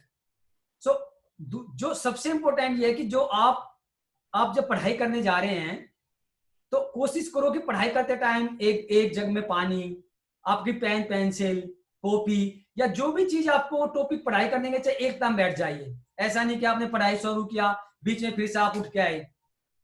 तो आप कोशिश कीजिए कि जो आप पढ़ाई करने वाले हैं उसको ऑर्गेनाइज कर लीजिए अपने आप को। आपकी जो टेबल है वो बहुत ऑर्गेनाइज होनी चाहिए कि आपको जो जो चीजें चाहिए वो ऑलरेडी आपके पास अवेलेबल हो। दूसरा मैंने बताया कि बैच योर कॉल्स, मीन्स अपनी कॉल को एक टाइम पे एक टाइम बना लीजिए कि मैं इस टाइम पे अपना सारे कॉल्स के आंसर करूंगा। बेहतर, मैं ये नहीं कह रहा हूं कि आप अपने फेसबुक या व्हाट एवर जो आप करते हैं उसको बंद कर दीजिए, नहीं, जरूरी नहीं है। आप उनको रखिए लेकिन उसको लिमिट कर दीजिए, उसको एक टाइम दे दीजिए कि मैं इस टाइम से इस टाइम तक अपना फेसबुक, व्हाट्सएप या इस तरह की चीजें देखूंगा, कुछ वीडियो देखूंगा, जो भी आप देखना है। और अपनी डेस्क, आपकी जो डेस्क है उसको क्लीन रखना बहुत जरूरी है। डेस्क क्लीनअप बहुत इंपॉर्टेंट है। देखो, जब आप अपने आप को, आप लेट्स से आप एक डॉक्टर बनना चाहते हैं, आप एक इंजीनियर बनना चाहते हैं, आप एक साइंटिस्ट बनना चाहते हैं, आप आईएएस बनना चाहते हैं। आप इमेजिन कीजिए कि अगर मैं आईएएस हूं तो क्या आईएएस की टेबल ऐसी होगी?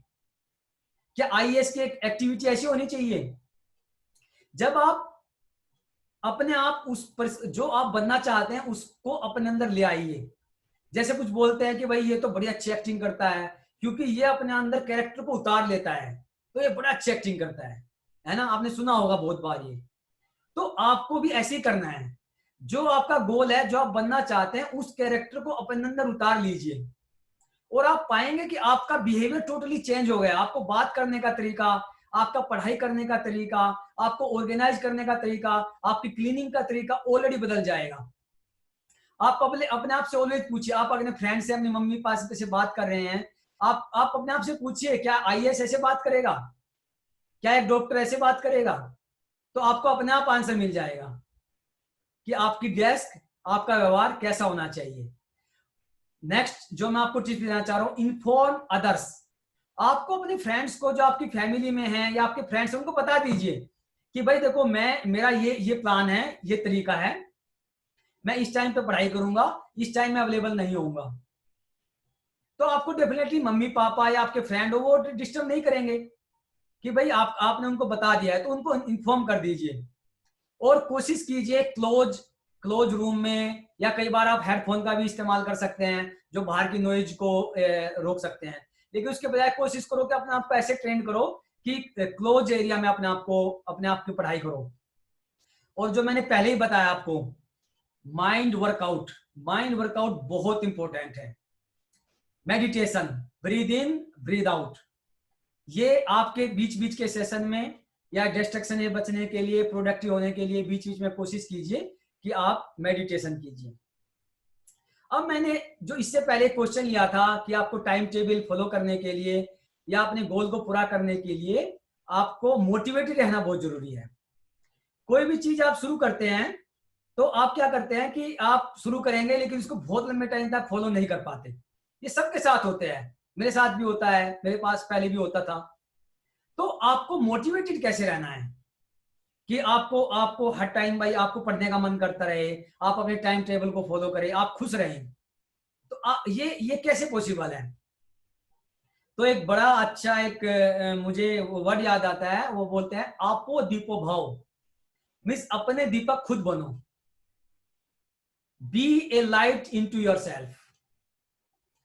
अपना अगर आप मोटिवेशन बाहर से ढूंढोगे, डेफिनेटली आपको आपके कुलीग्स, आपके टीचर, आपकी फैमिली, आपके फ्रेंड्स आपको मोटिवेट कर सकते हैं, लेकिन आपका मोटिवेशन आपके अंदर से आना चाहिए।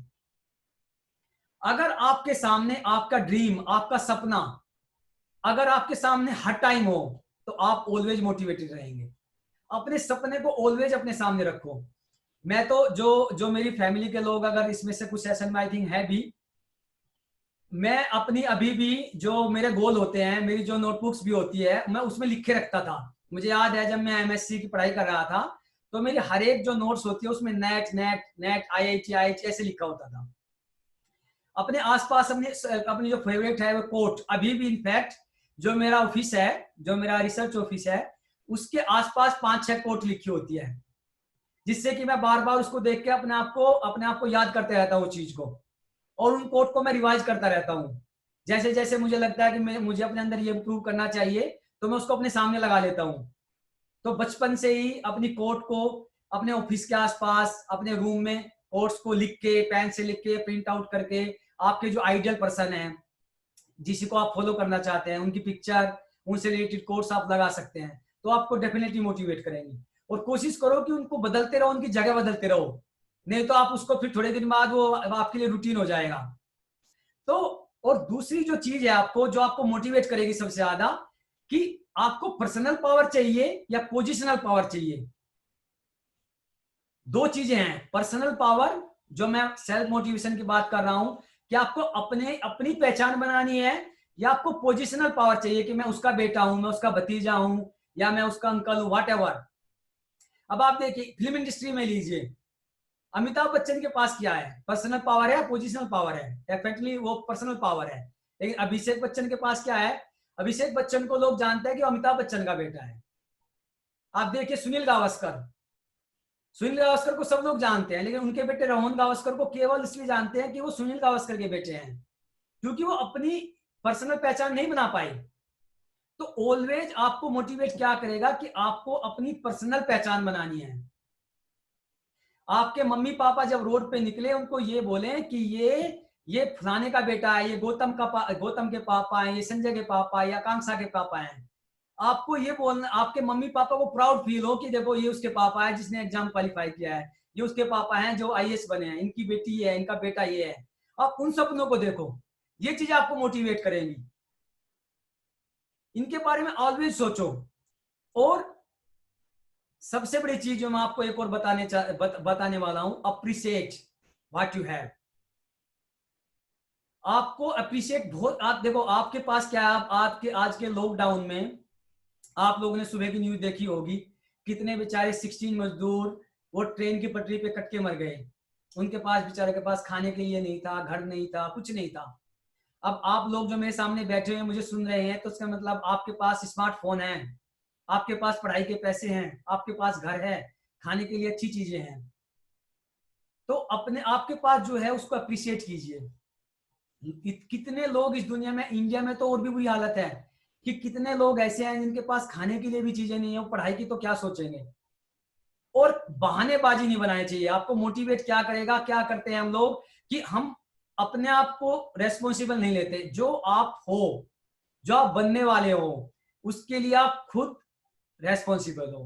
Be the architect of your own life. अपने भविष्य के, अपने आप के निर्माता खुद बनो। और ये एक्सेप्ट भी करो कि मैं जो हूं, जो मैं बनूंगा, वो मैं ही हूं और मैं ही बना पाऊंगा। कोई भी आपको चेंज नहीं कर सकता। वो केवल आप हो जो अपने आप को चेंज कर सकते हो। तो और आपको स्टे पॉजिटिव ऑलवेज। कोशिश, आपके चेहरे पे ऑलवेज कोशिश करो स्माइल। अगर आपको स्माइल नहीं भी आ रही है तो नाटक करो। आप कोशिश करो कि अपने चेहरे पे हर टाइम स्माइल रखो। थोड़े दिनों में आपको आदत पड़ जाएगी स्माइल रखने की। देखो, खिलता हुआ फूल और मुस्कुराता हुआ चेहरा हर किसी को पसंद है। एक बच्चा, प्यारा बच्चा जो हंस रहा है, उसको कोई भी देखने से रोक नहीं पाएगा। और ऐसे ही आप भी हो। आपकी सबसे बड़ी सुंदरता आपकी स्माइल है। एक मुस्कुराते हुए चेहरे को कोई इग्नोर नहीं कर सकता, और एक गुस्से हुए चेहरे को कोई भी प्यार नहीं करता। तो इसलिए कोशिश करो कि अपने चेहरे पे ऑल टाइम स्माइल रखो। और स्माइल कैसे आएगी? आपके मोटिवेशन से और कॉन्फिडेंस से। तो नेक्स्ट चीजें मैं आपको ले जाना चाह रहा हूं कि हमने मोटिवेशन के बारे में बात किया। अब जब मैं बोल रहा हूं कि भाई आपको आपकी स्माइल कैसे आएगी, वो आएगी कॉन्फिडेंस से। आप अच्छा कैसे फील करोगे? कॉन्फिडेंस से। मुझे 7 से 8 ईमेल ऐसे आए जिन्होंने पूछा how to develop the confidence, कि हम अपने अंदर कॉन्फिडेंस कैसे पैदा करें।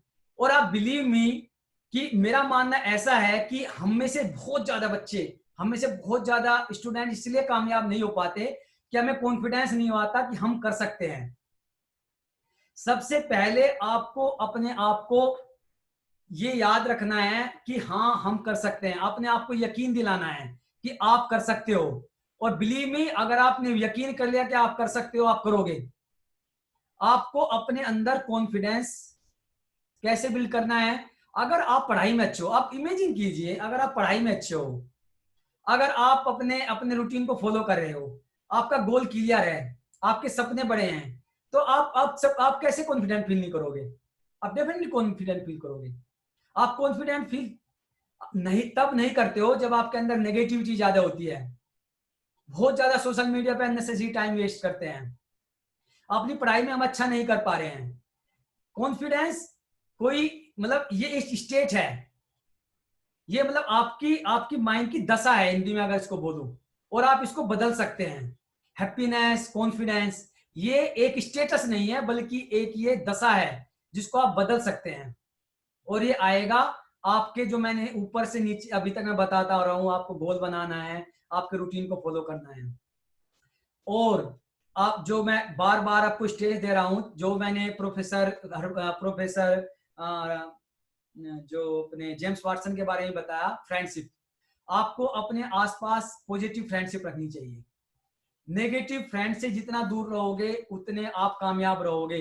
उसका उल्टा, मैं नेगेटिव की बात तो करूंगा ही नहीं, पॉजिटिव। आप पॉजिटिव फ्रेंड्स को जितना अपने पास रखोगे उतना ही आप कामयाब होगे। मैं पिछले सेशन में आपको एक चीज बताई थी कि एक रिसर्च हुई थी, उसमें देखा गया कि जो बच्चे, उनके जो जो टॉप 5 फ्रेंड्स होते हैं, आपके जो मार्क्स का, आपकी जो सक्सेस का एवरेज, आपके टॉप बेस्ट 5 फ्रेंड्स होते हैं। अगर आप 70% के फ्रेंड के साथ में रह रहे हो तो आपके 90% नहीं आ सकते। और इसका उल्टा भी इतना ही सच है, अगर आपके फ्रेंड्स टॉप बेस्ट 5 फ्रेंड 90% वाले हैं तो आप फेल नहीं हो सकते। आप डेफिनेटली 90 नहीं ला पाओगे तो 85 89 तक जरूर पहुंच जाओगे। तो आप जो होते हो, आपकी जो सक्सेस होती है वो टॉप बेस्ट 5 फ्रेंड का एवरेज होती है। तो आपको प्लान करना है, आपको कोशिश करनी है कि आपको पॉजिटिव फ्रेंड्स के साथ रहना चाहिए,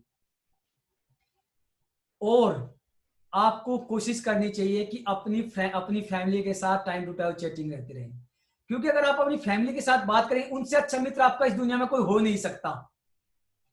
आपके फ्रेंड्स कई बार क्या होते हैं कि आपको बिट्रेड कर सकते हैं, आपको कई बार दिल दुखा देते हैं, लेकिन आपकी जो मम्मी है, आपके पापा, आपका भाई है, आपका बहन है, उनसे प्यारा फ्रेंड आपका इस दुनिया में कोई हो नहीं सकता।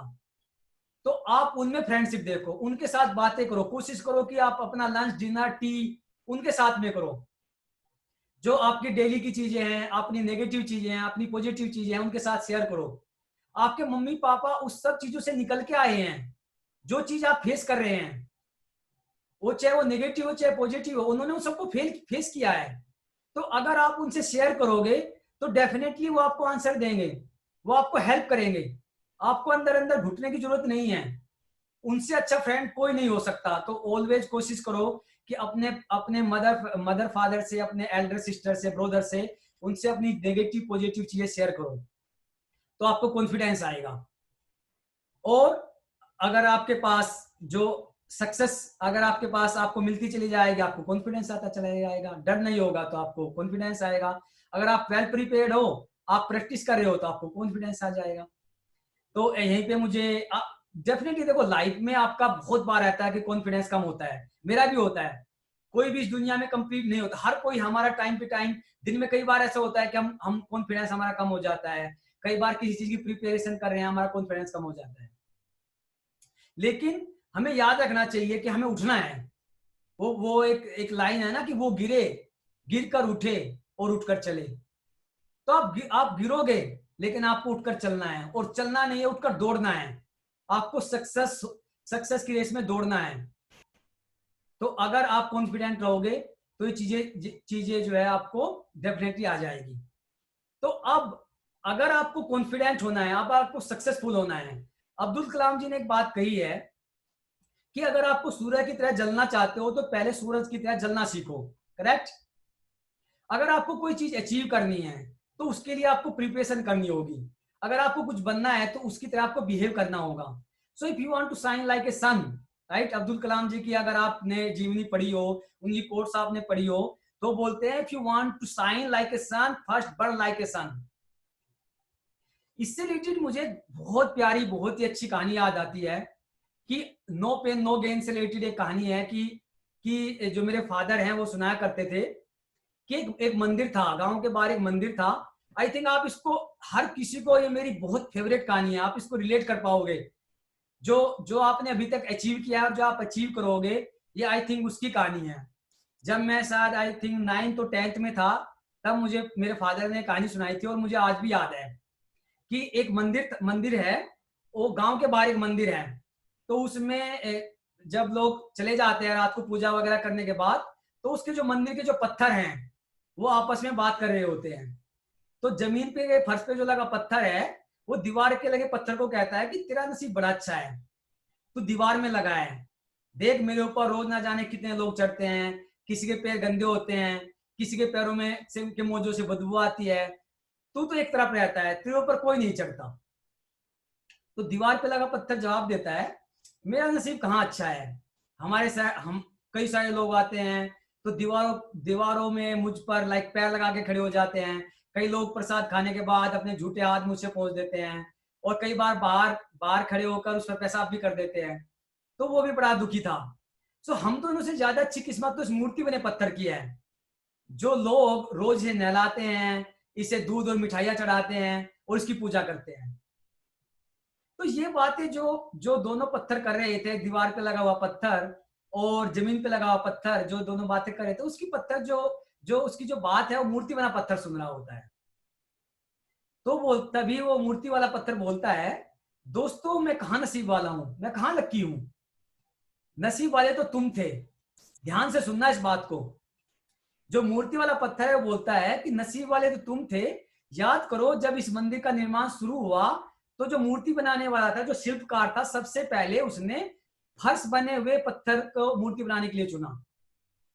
तो शिल्पकार ने जब अपना छीनी हथौड़ा उस पर बजाना शुरू किया, उसको आकार देना शुरू किया, तो थोड़ा सा दर्द भी वो पत्थर नहीं सह पाया और वो टुकड़े थोड़ी देर में टुकड़ों टुकड़ों में टूट गया। तो शिल्पकार ने क्या प्लान किया कि भाई ये तो बहुत टुकड़े टुकड़े हो गया है, तो इसका कुछ और यूज नहीं कर सकते, तो उसको उसने जमीन पे लगा दिया।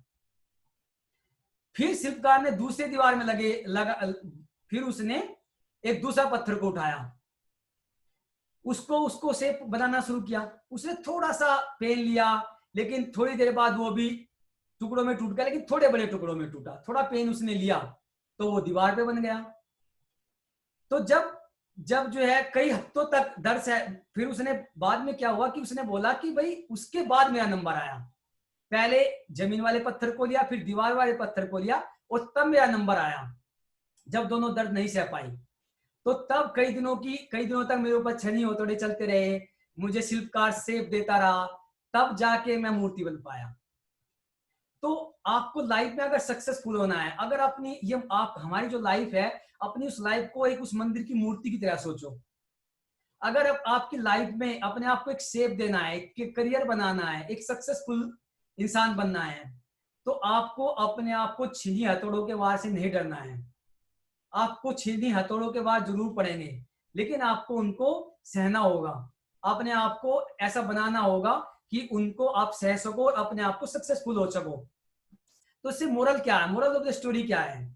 वो ये है कि जब भी हम कोई बड़ा महान काम करने निकलते हैं तो उससे करने में कई सारी प्रॉब्लम आती हैं, उनको लड़कर ही हम पार पा सकते हैं। सो दुनिया में वही जीत पाता है जो टूटता नहीं है, जो नेगेटिव चीजों से आगे निकल जाता है। और अगर हम टूटेंगे नहीं, हम आगे बढ़ते रहेंगे, हम डेफिनेटली सक्सेसफुल होंगे।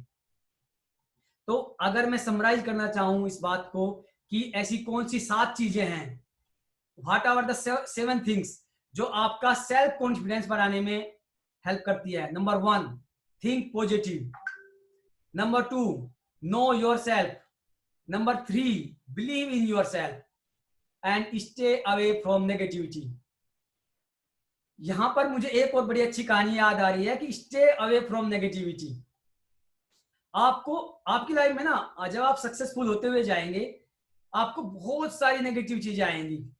आपको बहुत सारे लोग, अपने आप से भी अंदर से आवाज आएगी, नहीं यार तू नहीं कर पाएगा। बहुत सारे लोग भी आपको बोलेंगे कि यार नहीं कर पाएगा। तो आपको इन नेगेटिविटी से दूर रहना है। मुझे एक और बहुत अच्छी कहानी याद आ रही है जो फ्रॉग की है। आपने आई डोंट नो कि आपने सुनी या नहीं सुनी हो। तो मैं वो नेगेटिविटी के बारे में वो कहानी शेयर करता हूँ कि बड़ी पहली पुरानी बात है, एक तालाब में बहुत सारे मेंढक थे। तो जो मेंढक था, जो तालाब था, उस तालाब के बीचों बीच एक खंबा लगा हुआ था और उस खंबे को उस तालाब बनाने वाले राजा ने बनाया था। तो क्योंकि वो तालाब पानी का, वो जो खंबा है वो तालाब में पानी के अंदर था, तो वो बहुत चिकना हो गया था काई वगैरह लगने के बाद, और काफी ऊंचा था वो हालांकि। तो एक दिन सब मेंढक जो ऐसे खेल रहे थे, तो उनके बारे में विचार आया कि चलो भाई एक रेस करते हैं, एक टूर्नामेंट ऑर्गेनाइज करते हैं। और टूर्नामेंट क्या होगी कि रेस में भाग लेने वाले प्रतियोगियों को खंबे पे चढ़ना होगा और जो सबसे पहले ऊंचा पहुंच जाएगा वही विजेता माना जाएगा। तो रेस का दिन आ पहुंचा, चारों तरफ बहुत भीड़ थी। आप इमेजिन करो जब गेम होता है, जब कोई टूर्नामेंट होता है, चाहे वो गांव में हो या आईपीएल का मैच हो, तो बहुत सारी भीड़ इकट्ठी हो जाती है। आसपास के इलाकों से भी कई मेंढक इस रेस में हिस्सा लेने पहुंचे। माहौल में बहुत गर्मी थी, चारों तरफ शोर मचा हुआ था कि भाई ये कैसे कर पाएंगे यार, बहुत बड़ा पत्थर, बहुत चिकना पत्थर है, वो बहुत चिकना खंबा है, तो बहुत ऊंचा है, ये मेंढक कैसे कर पाएंगे। तो रेस शुरू हुई, लेकिन खंबे को देख कर भीड़ में जब हुआ, बहुत सारे लोग ऐसे बोले थे कि भाई आई डोंट थिंक इस पे कोई कर पाएगा। तो हर तरफ यही बात आ रही थी कि ये बहुत कठिन है, इसको नहीं कर पाएंगे, रेस को कोई पूरा नहीं कर पाएगा। तो सफलता तो कोई सवाल ही नहीं है, इतने चिकने उस पर कोई आधे तक भी नहीं चल पाएगा। तो ज्यादातर लोग ऐसी बातें कर रहे थे और ये हो भी रहा था। बहुत सारे मेंढक जो है कोशिश कर रहे, तो कोई 1 फीट जा रहा, कोई 2 फीट जा रहा, 1 फीट से नीचे गिर जा रहा, कोई 2 फीट से गिर जा रहा, कोई थोड़ा बहुत कोशिश भी कर पा रहा, तो लोग बोले नहीं हो पाएगा, बहुत चिकना है, नहीं हो पा रहा है, फलाना भी नहीं कर पाया, ढिमका भी नहीं कर पाया, तुम क्या कर पाओगे। तो फाइनली ऑलमोस्ट सब लोगों ने गिव अप कर दिया, क्योंकि उनको वही नेगेटिव चीजें आ रही थी और हमारा माइंड उसको एक्सेप्ट करता जाता है। अगर हम उसको एक्सेप्ट करते जाते हैं, जो हमारा जो एक माइंड होता है, अनकॉन्शियस माइंड होता है, उसके बारे में अभी मैं शॉर्टली अनकॉन्शियस माइंड के बारे में बताऊंगा। तो हम लोग उसको एक्सेप्ट करते जाते हैं, तो उसने गिव अप करते चले गए। लेकिन तभी सब लोग बड़ा सरप्राइज हुए कि छोटा सा मेंढक ऊपर चढ़ता हुआ चला जा रहा है। सब लोग बड़ा सरप्राइज है, यार ये कैसे कर पा रहा है, ये कैसे चढ़ता जा रहा है। तो सब लोग सरप्राइज उससे देखते जा रहे हैं और सरप्राइजिंग ये हुआ कि वो फाइनली वो मेंढक ऊपर चोटी तक चढ़ गया और चोटी पे खड़ा होके उनको जो है स्माइल कर रहा है। सब लोग बड़ा आश्चर्यचकित, यार इतने बड़े बड़े इतने धुरंधर मेंढक इसको कर नहीं पाए, इसने कैसे कर दिया। सब लोग बड़ा आश्चर्यचकित थे, सब लोग खड़े हो गए, सब लोग पूछने लगे यार तुमने ये संभव काम कैसे कर दिखाया, भला तुमने अपना लक्ष्य, ये सब लोग पूछते हैं ना, जब वो कोई कामयाब हो जाता है सब लोग आ जाते हैं, सब लोग पूछने लगते हैं अरे तुमने कैसे कर दिया यार, ये तो कमाल हो गया, तुम्हें इतनी शक्ति कहाँ से आई यार, तुम्हें पॉजिटिविटी कहाँ से आई, तुम्हें मोटिवेशन कहाँ से मिला। तो यू नो व्हाट, तभी पीछे से एक आवाज आई कि अरे इससे क्या पूछते हो, ये तो बहरा है। तो मेंढक बहरा था, उसको सुन ही नहीं रहा था, वो उसको नेगेटिव चीजें वो उसको सुन ही नहीं रही थी। तो मेरा कहने का मतलब ये है कि वो इसीलिए जीत पाया कि उसने जो नेगेटिव थॉट्स, नेगेटिव चीजें थी, उसको उसने इग्नोर किया। तो आपकी लाइफ में आपके आसपास जो नकारात्मकता है उसको नजरअंदाज करना है, तभी आप आगे बढ़ जाएंगे, तो आपको जरूर सफलता मिलेगी। मैंने अभी बताया कि लास्ट में मैं एक और चीज बता रहा हूं कि 21 डेज ऑफ चैलेंज जो आपको बता रहा था कि आपको 21 डेज ऑफ चैलेंज क्या है, कि आपको अपना प्लान बनाना है, आपकी आदतें बनानी है, कैसे करना होता है। तो मैं आपको एक बड़ा अच्छी टिप्स बता रहा हूं, 21 डेज चैलेंज। ये 21 डेज चैलेंज क्या है, हमारे पास केवल 5-6 मिनट है, मैं क्विकली समराइज कर देता हूं कि 21 डेज चैलेंज क्या है। ये है कि जैसे कुछ लोग बोलते हैं कि भाई हम अपनी किस्मत नहीं बदल सकते, लेकिन मेरा मानना है कि हम बदल सकते हैं। चलिए हम मान भी लें कि हम अपना फ्यूचर को, हम किस्मत को नहीं बदल सकते, लेकिन हम अपनी आदत तो बदल सकते हैं।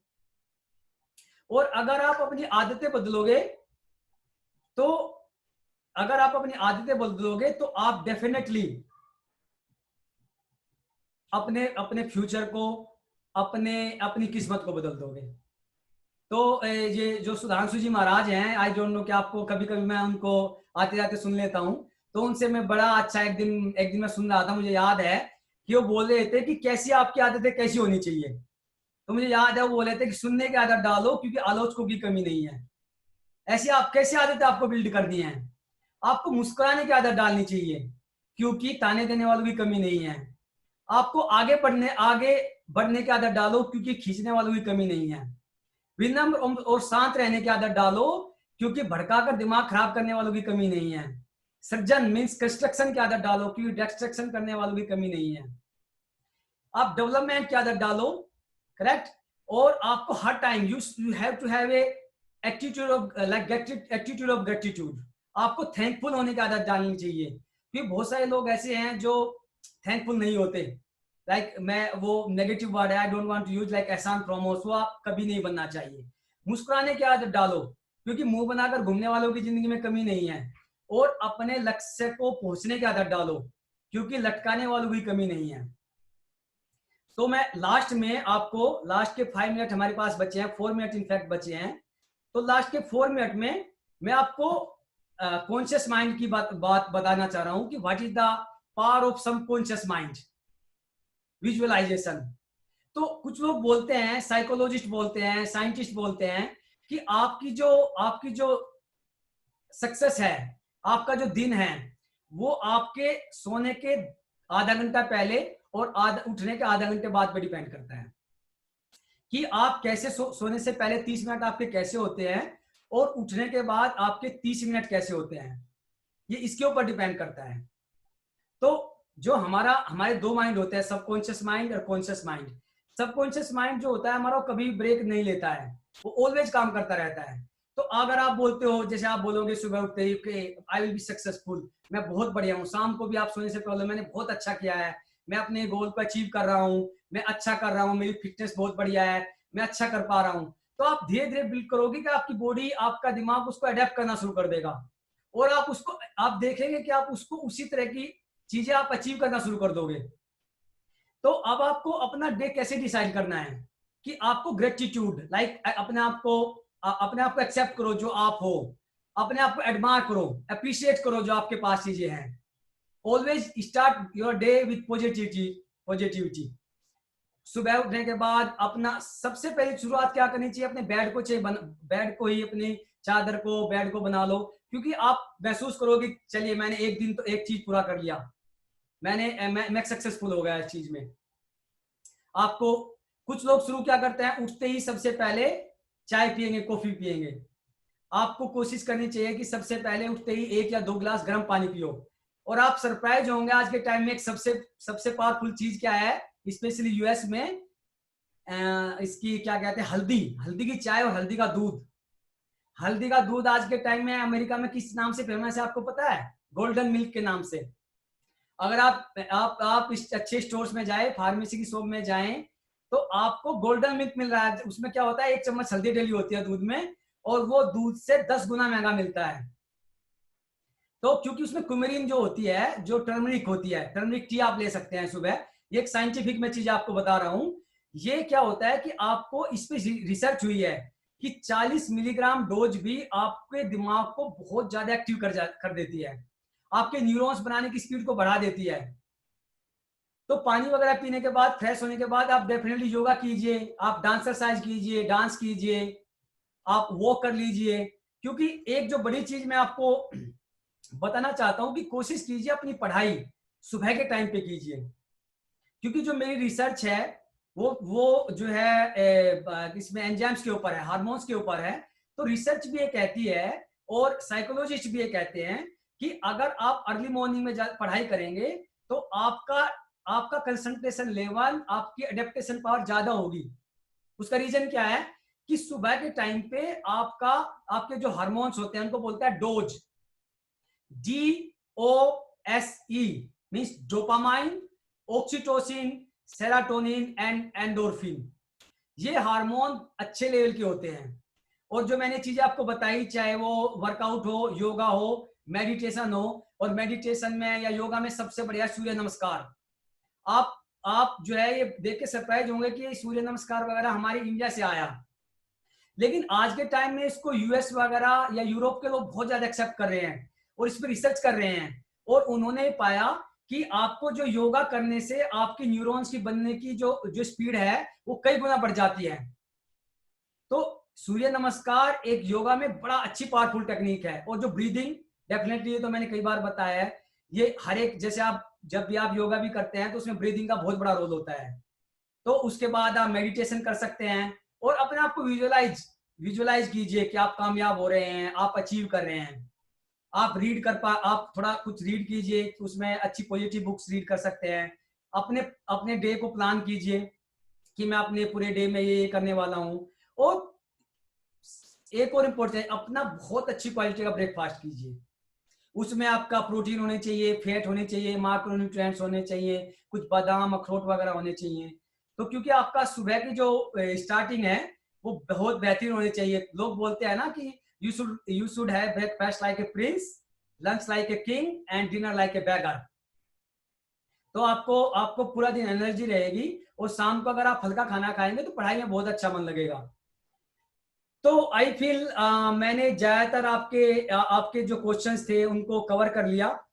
तो अगर अब आपके कोई और एडिशनल क्वेश्चन हो तो आप अपने चैट बॉक्स में जाके कुछ क्वेश्चंस लिख सकते हैं। तो मेरे पास कुछ और क्वेश्चन हो अगर तो आप लिख सकते हैं। हम उनमें से कुछ क्वेश्चंस को 5-10 मिनट में ले सकते हैं। आप नीचे की तरफ आपके चैट बॉक्स है, पार्टिसिपेंट्स की बाजू में चैट, तो आप उसमें अपने क्वेश्चन लिख सकते हैं। कुछ स्टूडेंट्स ने लिखा है कि will these 3 techniques work for every kind of student whether has it quick learner, मतलब कि क्या ये टेक्निक हर एक के लिए काम करती है, चाहे वो क्विक लर्नर हो या स्लो। डेफिनेटली देखो, आपको इनको मैं ये कह रहा हूं कि ये जनरल टेक्निक है, आपको अपने तरीके से आपको आपको कोशिश करना है कि रिव्यू करना है। जब आप रिव्यू करेंगे तो अपने तरीके से इसको मॉडिफाई कर सकते हैं। तो ये जरूरी नहीं है कि ये टेक्निक सबके लिए काम करे, इसलिए इंपॉर्टेंट है कि आप अपने आप को समझें। तो आप कोशिश करो कि अपने आप को समझने की कोशिश करो के। और उसके बाद जो नेक्स्ट था कि हाँ, एक और जो मैं चीज बताने वाला था आपको कि कुछ लोगों ने बोला है कि हार्ड वर्क इंपॉर्टेंट है टैलेंट, तो मेरे विचार से hard work is more important than talent. जो रिसर्च कहती है वो ये कहती है कि hard work, talent is not about all about success, कि जो टैलेंटेड है वो जरूरी नहीं है कि सक्सेसफुल होंगे, लेकिन जो एवरेज बच्चे हैं अगर वो हार्ड वर्क करते हैं वो डेफिनेटली सक्सेसफुल होंगे। और एक मुझे अभी रिमाइंड कराया कि जो हमने इसका नाम रखा आस्क, आस्क डॉक्टर रामकरण। जो मैंने आस्क रखा है, मेरा पर्पज ये था कि ASK, आओ संवारे कल। मेरा पर्पज ये है कि हम सब मिलके अपने कल को संवारें। तो इसलिए अगर आपको कभी भी कोई किसी तरह की मैं जरूरत हो तो मैं ऑलवेज आपके लिए अवेलेबल हूं। मैं बहुत जल्दी कई बार आपका ईमेल का रिप्लाई नहीं कर पाऊंगा, आप karan@gmail.com पे जाके मुझे क्वेश्चन लिख सकते हैं, तो मैं कोशिश करूंगा कि उनको रिप्लाई कर दूं। ओके, सो नेक्स्ट क्वेश्चन है। ओके, यस ने थैंक यू बोला है कि आपने पोल्यूशन को कंट्रोल करने के लिए डिस्कवर किया है एंजाइम, थोड़ा उसके बारे में बताइए। तो मेरी जो रिसर्च है वो थोड़ा एंजाइम्स के ऊपर है। तो मतलब सस्टेनेबिलिटी का मतलब होता है कि हमें डेवलपमेंट करना है साथ में अपने एनवायरनमेंट को ध्यान रखते हुए। तो मैं इस तरह की रिसर्च कर रहा हूँ कि जिसमें केमिस्ट्री की जो केमिकल्स यूज होते हैं इनको हटा करके हम अपने एंजाइम्स को यूज कर सके। तो मैं ज्यादा डिटेल में नहीं जाऊंगा क्योंकि ज्यादातर बच्चों को फिर वो चीजें समझ में नहीं आएंगी। ओके, सो आगे चल के फिर बताया है। ओके, एक और क्वेश्चन जो हमारा आया है कि how to become a good like storyteller, कि अच्छे से स्टोरी कैसे बताएं।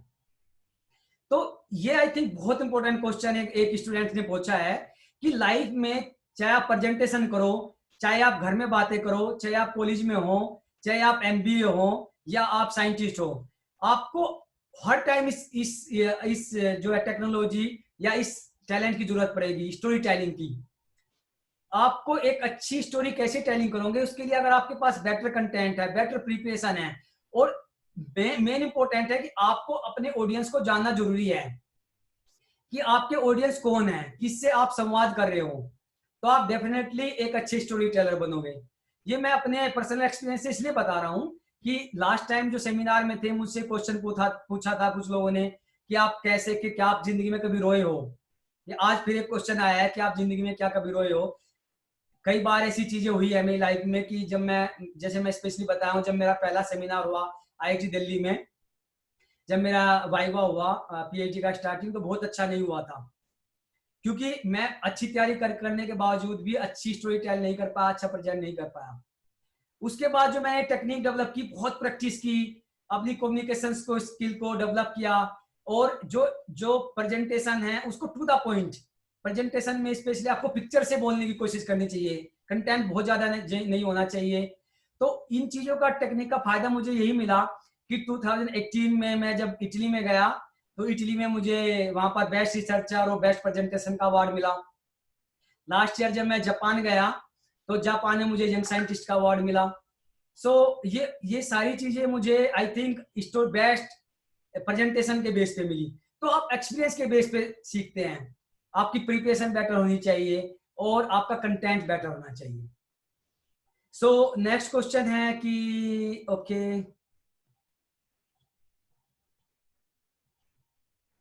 ओके एक कुछ ने पूछा है कि वो मेडिसिनल प्लांट पे काम करना चाहते हैं। मैं जब PhD में था तो मैं एक CMAP, central institute of medicinal plant research, Lucknow में है, ये CSR का इंस्टीट्यूट है। आप सीमैप में जा सकते हैं जो मेडिसिनल प्लांट पे रिसर्च करते हैं। तो आपका ये आंसर है। रिफाइनरी से रिलेटेड ये बहुत अच्छा स्कोप है आज के टाइम में।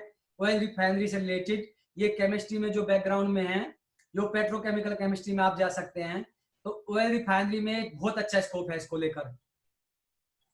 ओके, नेक्स्ट क्या है कि वो लोग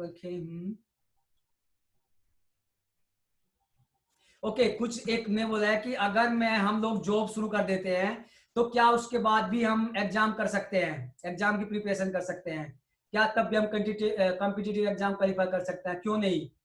देखो, अगर आप कुछ न्यूज पढ़ते होंगे, बहुत स्पेशली आईएएस की, एमबीए जो आईएम से क्वालिफाई करने वालों की बहुत सारा नंबर ऐसा होता है जो एग्जाम को क्वालिफाई किया है उन्होंने जॉब करते करते time.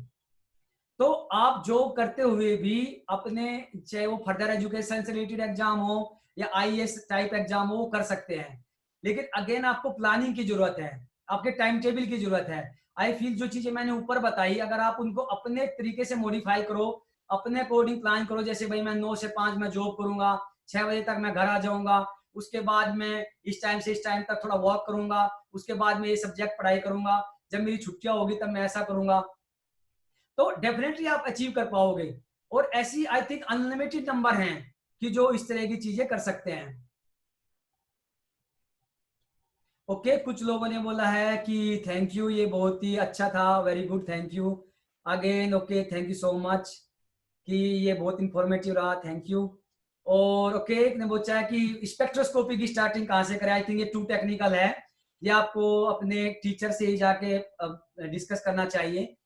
Okay, how to improve the vocab and writing techniques, ये कम्युनिकेशंस में आ गया। देखो, आपको स्टोरी जो राइटिंग टेक्निक है, मैंने पहले ही बताया है आपको कि जैसे आप टेक्स्ट भी करते हैं, चाहे वो व्हाट्सएप, फेसबुक पे करते हो, व्हाट्सएप पे करते हो, कोशिश करो कि आप उसको इंग्लिश में लिखो।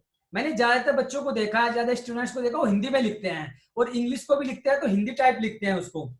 तो आप अपना एक ग्रुप बना लो, 4-5 लोगों का ग्रुप बना लो, जो आपकी क्लास के स्टूडेंट्स हो, आपके जूनियर सीनियर हो, और उनके साथ आप मिलकर के इंग्लिश में ही कम्युनिकेट करो। तो आपकी कम्युनिकेशन स्किल आप देखें, क्योंकि ये पढ़ने से नहीं आती, ये प्रैक्टिस से आती है। Okay, thank you so much sir, thank you so much. Okay, thank you, thank you. So okay, okay, thank you so much, appreciation. Okay, thank you, very helpful. Okay, scientific, very thankful. Okay, thank you. Okay, कुछ कुछ बच्चों ने लिखा है कि उनको जो गोल वाला सेशन है वो बहुत अच्छा लगा, थैंक यू। ओके, कुछ लोग लिख रहे हैं कि मोटिवेशन से रिलेटेड बहुत अच्छा लगा। Okay, thank you so much. Okay, thank you. और डेक्स्ट्रक्शन वाला, कुछ लोग लिख रहे हैं कि डेक्स्ट्रक्शन वाला उनको बहुत अच्छा लगा, क्योंकि वो उनको हेल्पफुल करेगा कि वो उनसे उनको अपने वो काफी ज्यादा मतलब हो जाते हैं पढ़ाई करते करते time. Okay, thank you, welcome. Okay, so thank you so much. I feel कि मैंने आपके ज्यादातर क्वेश्चन को आंसर किया हो। तो अगर और भी कोई क्वेश्चन हो तो feel free to write me. और मैंने प्लान किया था कि मैं आगे चल के और सेशन ले पाऊंगा। आई डोंट नो कि मैं कितने सेशन ले पाऊंगा, शायद मैं। Okay, thank you. कुछ लोगों ने बोला I like your way of explaining stories, thank you. तो okay, thank you so much. तो कुछ लोगों ने जैसे बोला है कि भाई वो आगे भी कांटेक्ट में रहेंगे, डेफिनेटली आप मेरे भाई और बहन की तरह हो, आप कांटेक्ट में डेफिनेटली रहो, और मैं कोशिश करूंगा कि आपको रिप्लाई कर सकूं। आप मुझे फेसबुक पे भी जुड़ सकते हो। मेरा जो फेसबुक है वो जो करण आईआईटी, मेरा रामकरण नाम से नहीं है, करण शर्मा नाम से है, करण शर्मा। और ईमेल आईडी मेरा karanit@gmail.com है, आप मुझे ईमेल कीजिए। और ओके, अभी भी और भी क्वेश्चन आ रहे हैं भाई। ओके, सो मुझे और एक दो क्वेश्चन आए हैं, लास्ट क्वेश्चन में भी इसके बाद है ये कि आपकी लाइफ में आज तक सबसे इंपॉर्टेंट चीज है जो आपको सक्सेसफुल रहे हैं, जिसकी वजह से जो एक वर्ड आप बोलना चाहेंगे। तो कई बार ये समराइज करना बड़ा मुश्किल होता है, लेकिन मेरा मानना है, मुझे ऐसा लगता है कि जो मुझे सबसे ज्यादा सक्सेसफुल रहा हूं मैं, या मुझे जो सबसे ज्यादा सीखा है, कि थैंकफुल एटीट्यूड, आपको आपका जो एटीट्यूड होना चाहिए, it has to be like gratitude of, you should develop attitude of gratitude. आपको थैंकफुल होना चाहिए जो आपके पास है और उसी को लेके आगे बढ़ना चाहिए। जिस जिस चीज को आपने टाइम टू टाइम आपको आगे बढ़ाने में हेल्प किया है।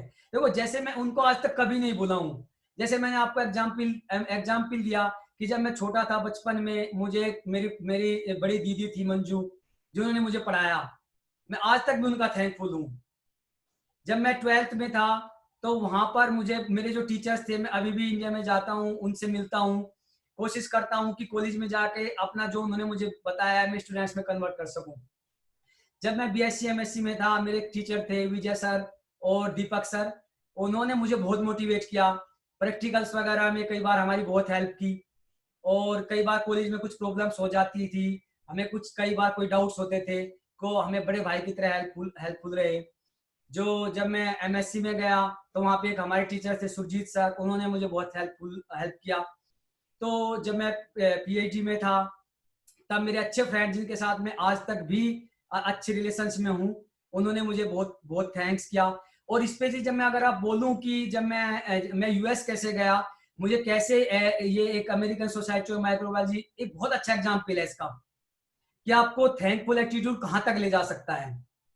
जब मैं चाइना गया, जब मैंने पीएचडी में के लास्ट ईयर में था तो मैं चाइना गया। तो चाइना में मैं जब कॉन्फ्रेंस में था तो जब मेरी टॉक थी तो काफी कुछ लोगों ने काफी अप्रिशिएट किया। तो एक एक फैकल्टी वहां पर जब आए तो उन्होंने मेरे से क्वेश्चन पूछने शुरू किए। तो मैं पहचान नहीं पाया, मुझे पता पहले उनको देखा नहीं था। लेकिन जब मैंने उनसे बात किया तो मुझे पता लगा कि वो मेरे फील्ड के सबसे best known professor Hargobind Khorana के ग्रुप के पर्सन थे, प्रोफेसर सी। तो मैं बहुत बहुत सरप्राइज, बहुत एक्साइटेड हुआ यार। प्रोफेसर हरगोविंद खुराना के स्टूडेंट मेरे से क्वेश्चन पूछ रहे हैं, मेरे से इंटरेक्ट कर रहे हैं। और मैं उनके बाद उनसे बातें की, बहुत इंटरेस्टिंग बातें हुई। तो उसके बाद मैं जब वापस आ गया तो मैंने उनको ईमेल किया कि जो चीजें मुझे बहुत हेल्पफुल रही, मैंने उनको ईमेल किया कि कुछ पिक्चर भी हमने साथ में पिक की थी, तो वो पिक्चर भी मैंने उनको भेजी कि सर आपकी ये चीजें मुझे बहुत अच्छी लगी, ये एडवाइस बहुत अच्छी थी। और उसके बाद मैं लगातार उनसे कांटेक्ट में रहा। जैसे मुझे जब मैंने मेरे जो रिसर्च पेपर आए, तब मेरा एक रिसर्च पेपर था, तो उसके बाद मेरे 8 रिसर्च पेपर आए। तो मैं जैसे ही मेरा रिसर्च पेपर आता था तो मैं उनको शेयर करता था कि मुझे इस तरह से उनसे मोटिवेशन मिला, ये रिसर्च पेपर मैंने आपके रिसर्च पेपर को फॉलो करके ऐसे किया। तो हम उसके बाद उन्होंने ही मुझे, अगर आप सच कहो मुझे नहीं पता था एएसएम के बारे में, तो मैंने उनके बारे में पूछा कि सर मैं जो है आपसे आपसे सीखना चाहता हूं, मैं आपके साथ रिसर्च करना चाहता हूं। वो बोले भाई मेरे पास तो फंडिंग नहीं है। जब आप विदेशों में जाते हैं तो आपको, देखो मैं एक बात शायद आपको बताना भूल गया जो बहुत रिलीवेंट है, कि कुछ लोग बोलते हैं कि भाई हमें हमारे पास रिजर्वेशन नहीं है, हमारे पास सरकारी स्कूल की पढ़ाई है, हमारे मम्मी पापा बहुत पढ़े लिखे नहीं है, हमारे पास बहुत पैसा नहीं है। तो मेरे पास कुछ भी नहीं था। मेरे पास ना रिजर्वेशन था, ना मेरे मम्मी पापा पढ़े लिखे थे बहुत ज्यादा, और ना ही मैंने अच्छे प्राइवेट स्कूल में पढ़ाई की। मैंने ऑलवेज गवर्नमेंट स्कूल में पढ़ाई की, कभी रिजर्वेशन का हेल्प नहीं लिया। लेकिन चीजें आगे मिलती चली जाती हैं अगर आप हेल्पफुल रहते हैं, अगर आप थैंकफुल होते हैं, आप मेहनत करते हैं। तो मुझे कभी भी, जब मैं अमेरिका गया, इनफैक्ट मैंने एक पैसा अपनी जेब से खर्च नहीं किया। इनफैक्ट मुझे अमेरिकन गवर्नमेंट ने $5,000 पर मंथ, मिस आज के टाइम में देखो उसको 3.5 लाख रुपए महीना, इवन 4 लाख रुपए महीना मुझे फेलोशिप दी थी यूएस गवर्नमेंट ने। तो उसका नाम था ASM, American Society of Microbiology fellowship for Asia. So पूरे एशिया में से किसी को मिलती है वो। तो इसके बारे में भी मुझे प्रोफेसर गोविंद खुराना के जो मेरे वो प्रोफेसर थे उन्होंने बताया था। उन्होंने बताया था कि आपके रिसर्च पेपर बहुत अच्छे हैं और आप इसको अप्लाई करो। तो बाकी हिस्ट्री है कि लकीली मैंने उसको सब अप्लाई किया, मेरे इंटरव्यू अच्छे हुए और मैं उसमें सेलेक्ट हो गया। तो अगर मैं उसको फॉलो नहीं किया होता, अगर मैं उनका थैंकफुल नहीं हुआ होता, तो मैं शायद उसको नहीं पा पाता। और उसके बाद मेरा ड्रीम पूरा हुआ। मैंने प्रोफेसर खुराना जो कि नोबेल प्राइज विनर थे, जो कि मेरे ड्रीम प्रोफेसर थे, प्रोफेसर सील, उनकी लैब को ज्वाइन किया। वहीं से मेरे सारे सपने पूरे हुए। वहीं से मैंने नासा के साथ काम किया, वहीं से मैं कई बार यूएस के टीवी पे आया, वहीं से मैं कई बार यूएस के थर्ड जो बाल्टीमोर सन पे आया, और वहीं से मैं एनआईएच गया, वहीं से मैं रिसर्च साइंटिस्ट बना। तो आई फील ये सारी चीजें मुझे तो लगता है कि इसी चीजों से कनेक्टेड होती है कि you should have a attitude of gratitude. Okay, so फिर ओके, कुछ और क्वेश्चन अभी भी आ रहे हैं मैं इसको बंद करना चाह रहा हूँ सेशन को। So okay, last 3 minute I will close then. So पिछले कुछ लोगों ने बोला है कि ओके कि मैंने पिछली बार बोला था कि बीएससी नहीं करनी चाहिए, वो पूछ रहे हैं कि क्यों नहीं करनी चाहिए। देखो, जो बीएससी में आ गए, मैं उनके लिए नहीं बोल रहा हूं। मैंने बोला था जो स्पेशली 11th-12th में है अभी, मेरा पर्सनल एक्सपीरियंस है, हर एक का अलग हो सकता है, कि वो प्रोफेशनल कोर्सेज में जाएं। आप 12th करने के बाद ही आपको डिसाइड कर लेना चाहिए। इनफैक्ट मैंने जैसे बताया 9th-10th में आपको डिसाइड कर लेना चाहिए कि आपको कहां जाना है, आपको क्या करना है। तो आपको 12th के बाद ही बीएससी में जाने के बाद क्या, चलिए आप सोचिए आप बीएससी करके क्या करेंगे, कहां ले जाएगा आपको बीएससी। जो करके आप बीएससी करेंगे, आप फिर एमएससी करेंगे, एमएससी करके क्या, फिर पीएचडी करो। इस एंडलेस, क्यों ना आप, अगर आपका गोल है चलिए आपका आईएएस बनना है, आप वो बीए करके करो, क्यों आप साइंस में अपना टाइम कर रहे हो। अगर बीएससी वही करे जो अपने आप को डिफाइन हो कि भाई मैं ये करने वाला हूं, उसको डेफिनेटली बीएससी करनी चाहिए, और कोशिश करो अच्छी जगह से करो। अगर आपको एमएससी करना है तो उसके बाद जेएम या आईआईटी से जाकर एमएससी करो। तो बीएससी वही करो जिसका एम डिफाइन हो। बाकी लोग चाहे वो मेडिकल से रिलेटेड हो, जरूरी नहीं कि वो एमबीबीएस में जाए सब लोग। आप एमबीबीएस के अलावा बहुत सारे कोर्सेज होते हैं, आप उसमें जा सकते हैं। आप ये फिजियोथेरेपी से रिलेटेड जा सकते हैं। आप मेडिकल जो इंजीनियरिंग है वो ये जरूरी नहीं है कि आप सब इंजीनियरिंग में ही जाओ, आप बीटेक ही करो। उससे के अलावा भी बहुत सारी चीजें ऐसी है जो आपको टेक्निकल स्किल ले जा सकती है। मैं एक, अगर मुझे टाइम मिला तो मेरे पास, मैं एक, जब मैं जनतावादी कॉलेज में एक सेशन दिया था तो उसे मैंने बताया था कि आप 12th के बाद क्या क्या सेशन है। रिसेंटली मेरी अभी कुछ कमिटमेंट्स है, तो maybe I don't know कि मैं नेक्स्ट सेशन ले पाऊंगा। तो अगर मुझे मौका मिला तो मैं आपको बताऊंगा कि कौन कौन से आप क्या क्या पॉसिबिलिटी आप कर सकते हैं। ओके ओके, एंटरप्रेन्योरशिप के बारे में भी कुछ लोग पूछ रहे हैं कि एंटरप्रेन्योरशिप की क्या पॉसिबिलिटी है। आई थिंक लास्ट सेशन में जो लोग थे उन्होंने भी, मैंने थोड़ा उसके बारे में बताया था। देखो, आज ही के न्यूज़पेपर में जिसने टाइम्स ऑफ इंडिया आज का पढ़ा हो, उसमें thank you so much Ravi ने क्वेश्चन पूछा। आई रियली लाइक कि आपने मुझे ये चीज रिमाइंड की कि ये क्वेश्चन मुझे आपने याद दिलाया। आज के जो टाइम्स ऑफ इंडिया है उसमें क्वेश्चन एक आया है कि एक 18 साल का लड़के को जो रतन टाटा ने उनको जो है वो फंडिंग किया है, और उसको उसके साथ में रतन टाटा के साथ में पिक्चर भी आई हुई है। रतन टाटा ने उसको बहुत अप्रिशिएट किया, और उसका 18 साल की उम्र में 6 करोड़ का टर्नओवर है। और वो एंटरप्रेन्योरशिप क्या है, आप सब लोग उसको, बहुत इजी है। क्या किया उसने कि हम सब लोग मेडिकल स्टोर पे जाते हैं, आप एक सिंपल मेडिसिन भी लेते हैं, जैसे आई डोंट नो कि पैरासीटामोल इंडिया में किस नाम से आती है, कि जैसे हमारे यहाँ पे एडोल के नाम से आती है। तो अगर उसका आप जो बेसिक साल्ट लो, पैरासीटामोल जो बेसिक साल्ट अगर लो, तो अगर वो 10 रुपए में आती है कंपनी की दवाई, जो बेसिक दवाई है जिसको जेनरिक मेडिसिन बोलते हैं, वो 2 रुपए से बल्कि 1 रुपए में आ जाएगी।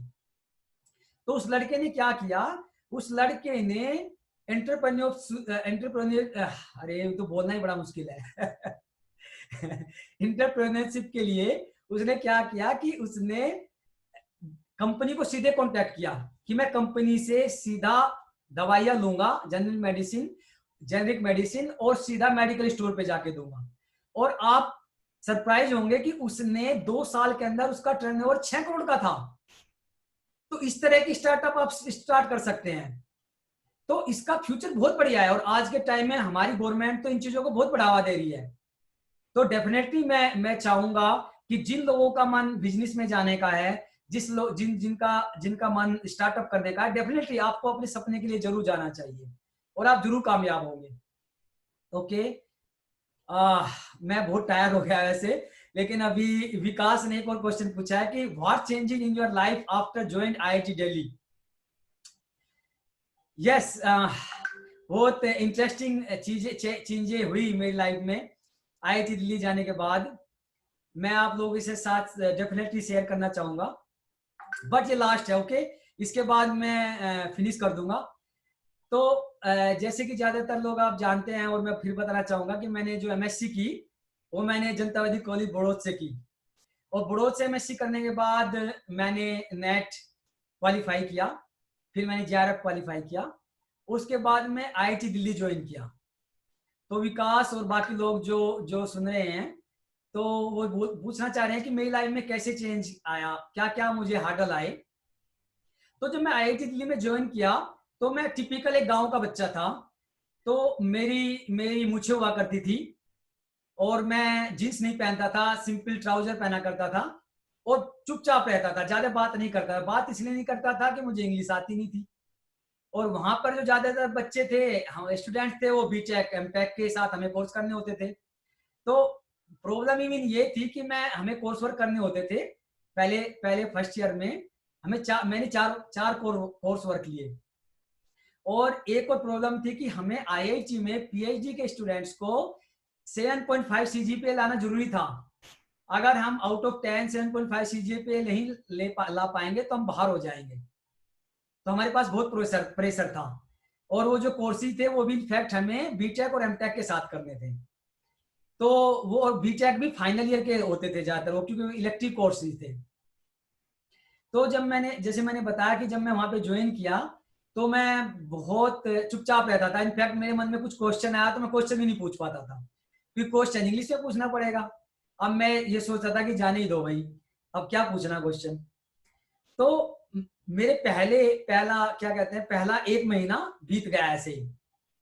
तो जैसे आजकल तो आई थिंक इसमें हमारे सीसीएस यूनिवर्सिटी में भी सेमेस्टर सिस्टम हो गया, जहाँ पे एग्जाम होते हैं माइनर्स और मेजर। आईआईटी में क्या होता है कि एक महीने बाद माइनर एग्जाम होते हैं, फिर एक महीने बाद माइनर एग्जाम होते हैं, और फिर मेजर एग्जाम होते हैं।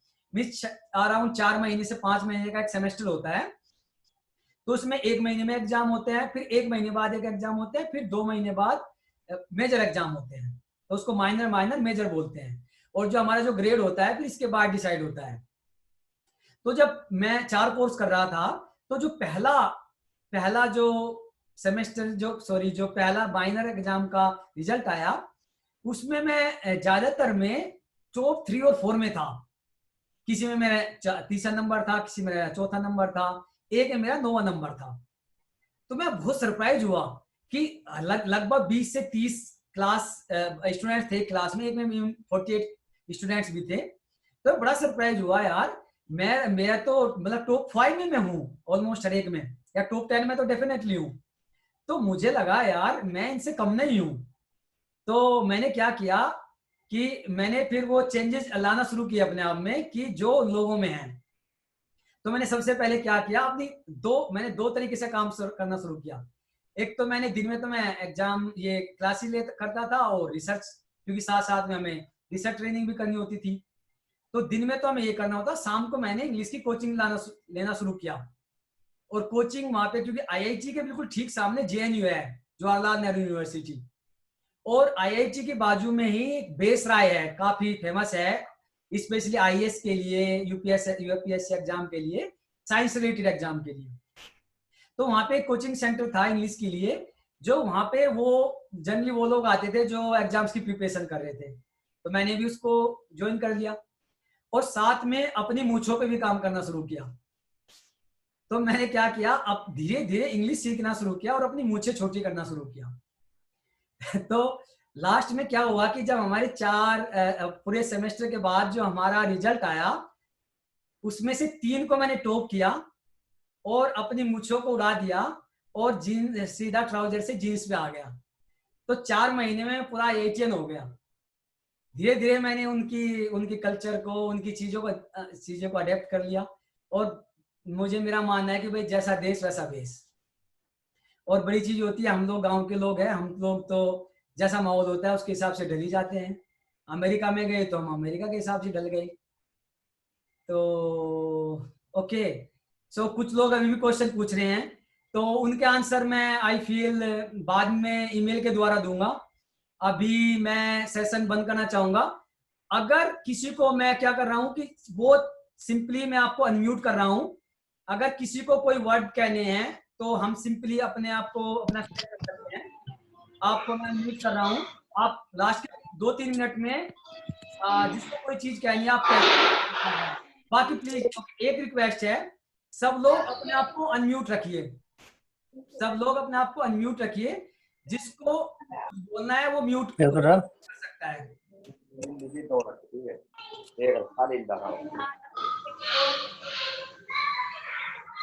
लेट्स सी अगर ये काम करता है तो। अगर किसी को कुछ कहना है तो अपने आप को, मैंने आपको अनम्यूट कर दिया है सबको। अपने कुछ कहना है तो आप कह सकते हैं। अमन, you want to say something? Yes, it was an enlightening session, and I learned so much, and it was so motivating. Thank you for this. Thank you. Okay, anyone? किसी और को कुछ कहना है? और रवि सर आप बोलिए sir. Sir thank you very much. मुझे आज भी बहुत अच्छा लगा आपकी मोटिवेटिव बात सुन के, और डेफिनेटली मैं इसको अपनी लाइफ के ऊपर भी इम्प्लीमेंट कर रहा हूँ। और आपने मेरे क्वेश्चंस को बहुत अच्छे से बताया, और डेफिनेटली मैं इसके ऊपर भी काम कर रहा हूँ। Thank you very much sir. और जब आप इंडिया आएंगे तो definitely I meet you. Ravi sir, पहली बात तो मैं ये कि आप मुझे मिल गए, मुझे बहुत खुशी है, क्योंकि मैं आपको बहुत ढूंढा। लास्ट सेशन के बाद आपने जो है हमारी बात हुई थी, तो मैंने कोशिश किया कि आपसे और बात करूं। तो मैं रिक्वेस्ट करता हूं कि आप अपना ईमेल आईडी मुझे भेज दीजिए, तो मैं आपसे बात करूंगा। तो आप मुझे अपना ईमेल भी, या अपना, आई थिंक सब, आप मुझे अपने चैट बॉक्स में अपना ईमेल आईडी या ईमेल वो दे दीजिए, फोन नंबर, तो हम बातें करेंगे। Definitely sir, definitely sir. Karan IIT@gmail.com मेरा ईमेल आईडी है, तो आप उस पर प्लीज ईमेल कर दीजिएगा। Definitely sir, definitely sir. कोई और कुछ कहना चाहता है? कोई ऐड करना चाहते हैं? मोहम्मद सैयद, कुछ आप कहना चाहते हैं? You are welcome. It's okay, हम आप कुछ लिमिटेड लोग ही बचे हैं, तो फील फ्री शेयर करने के लिए।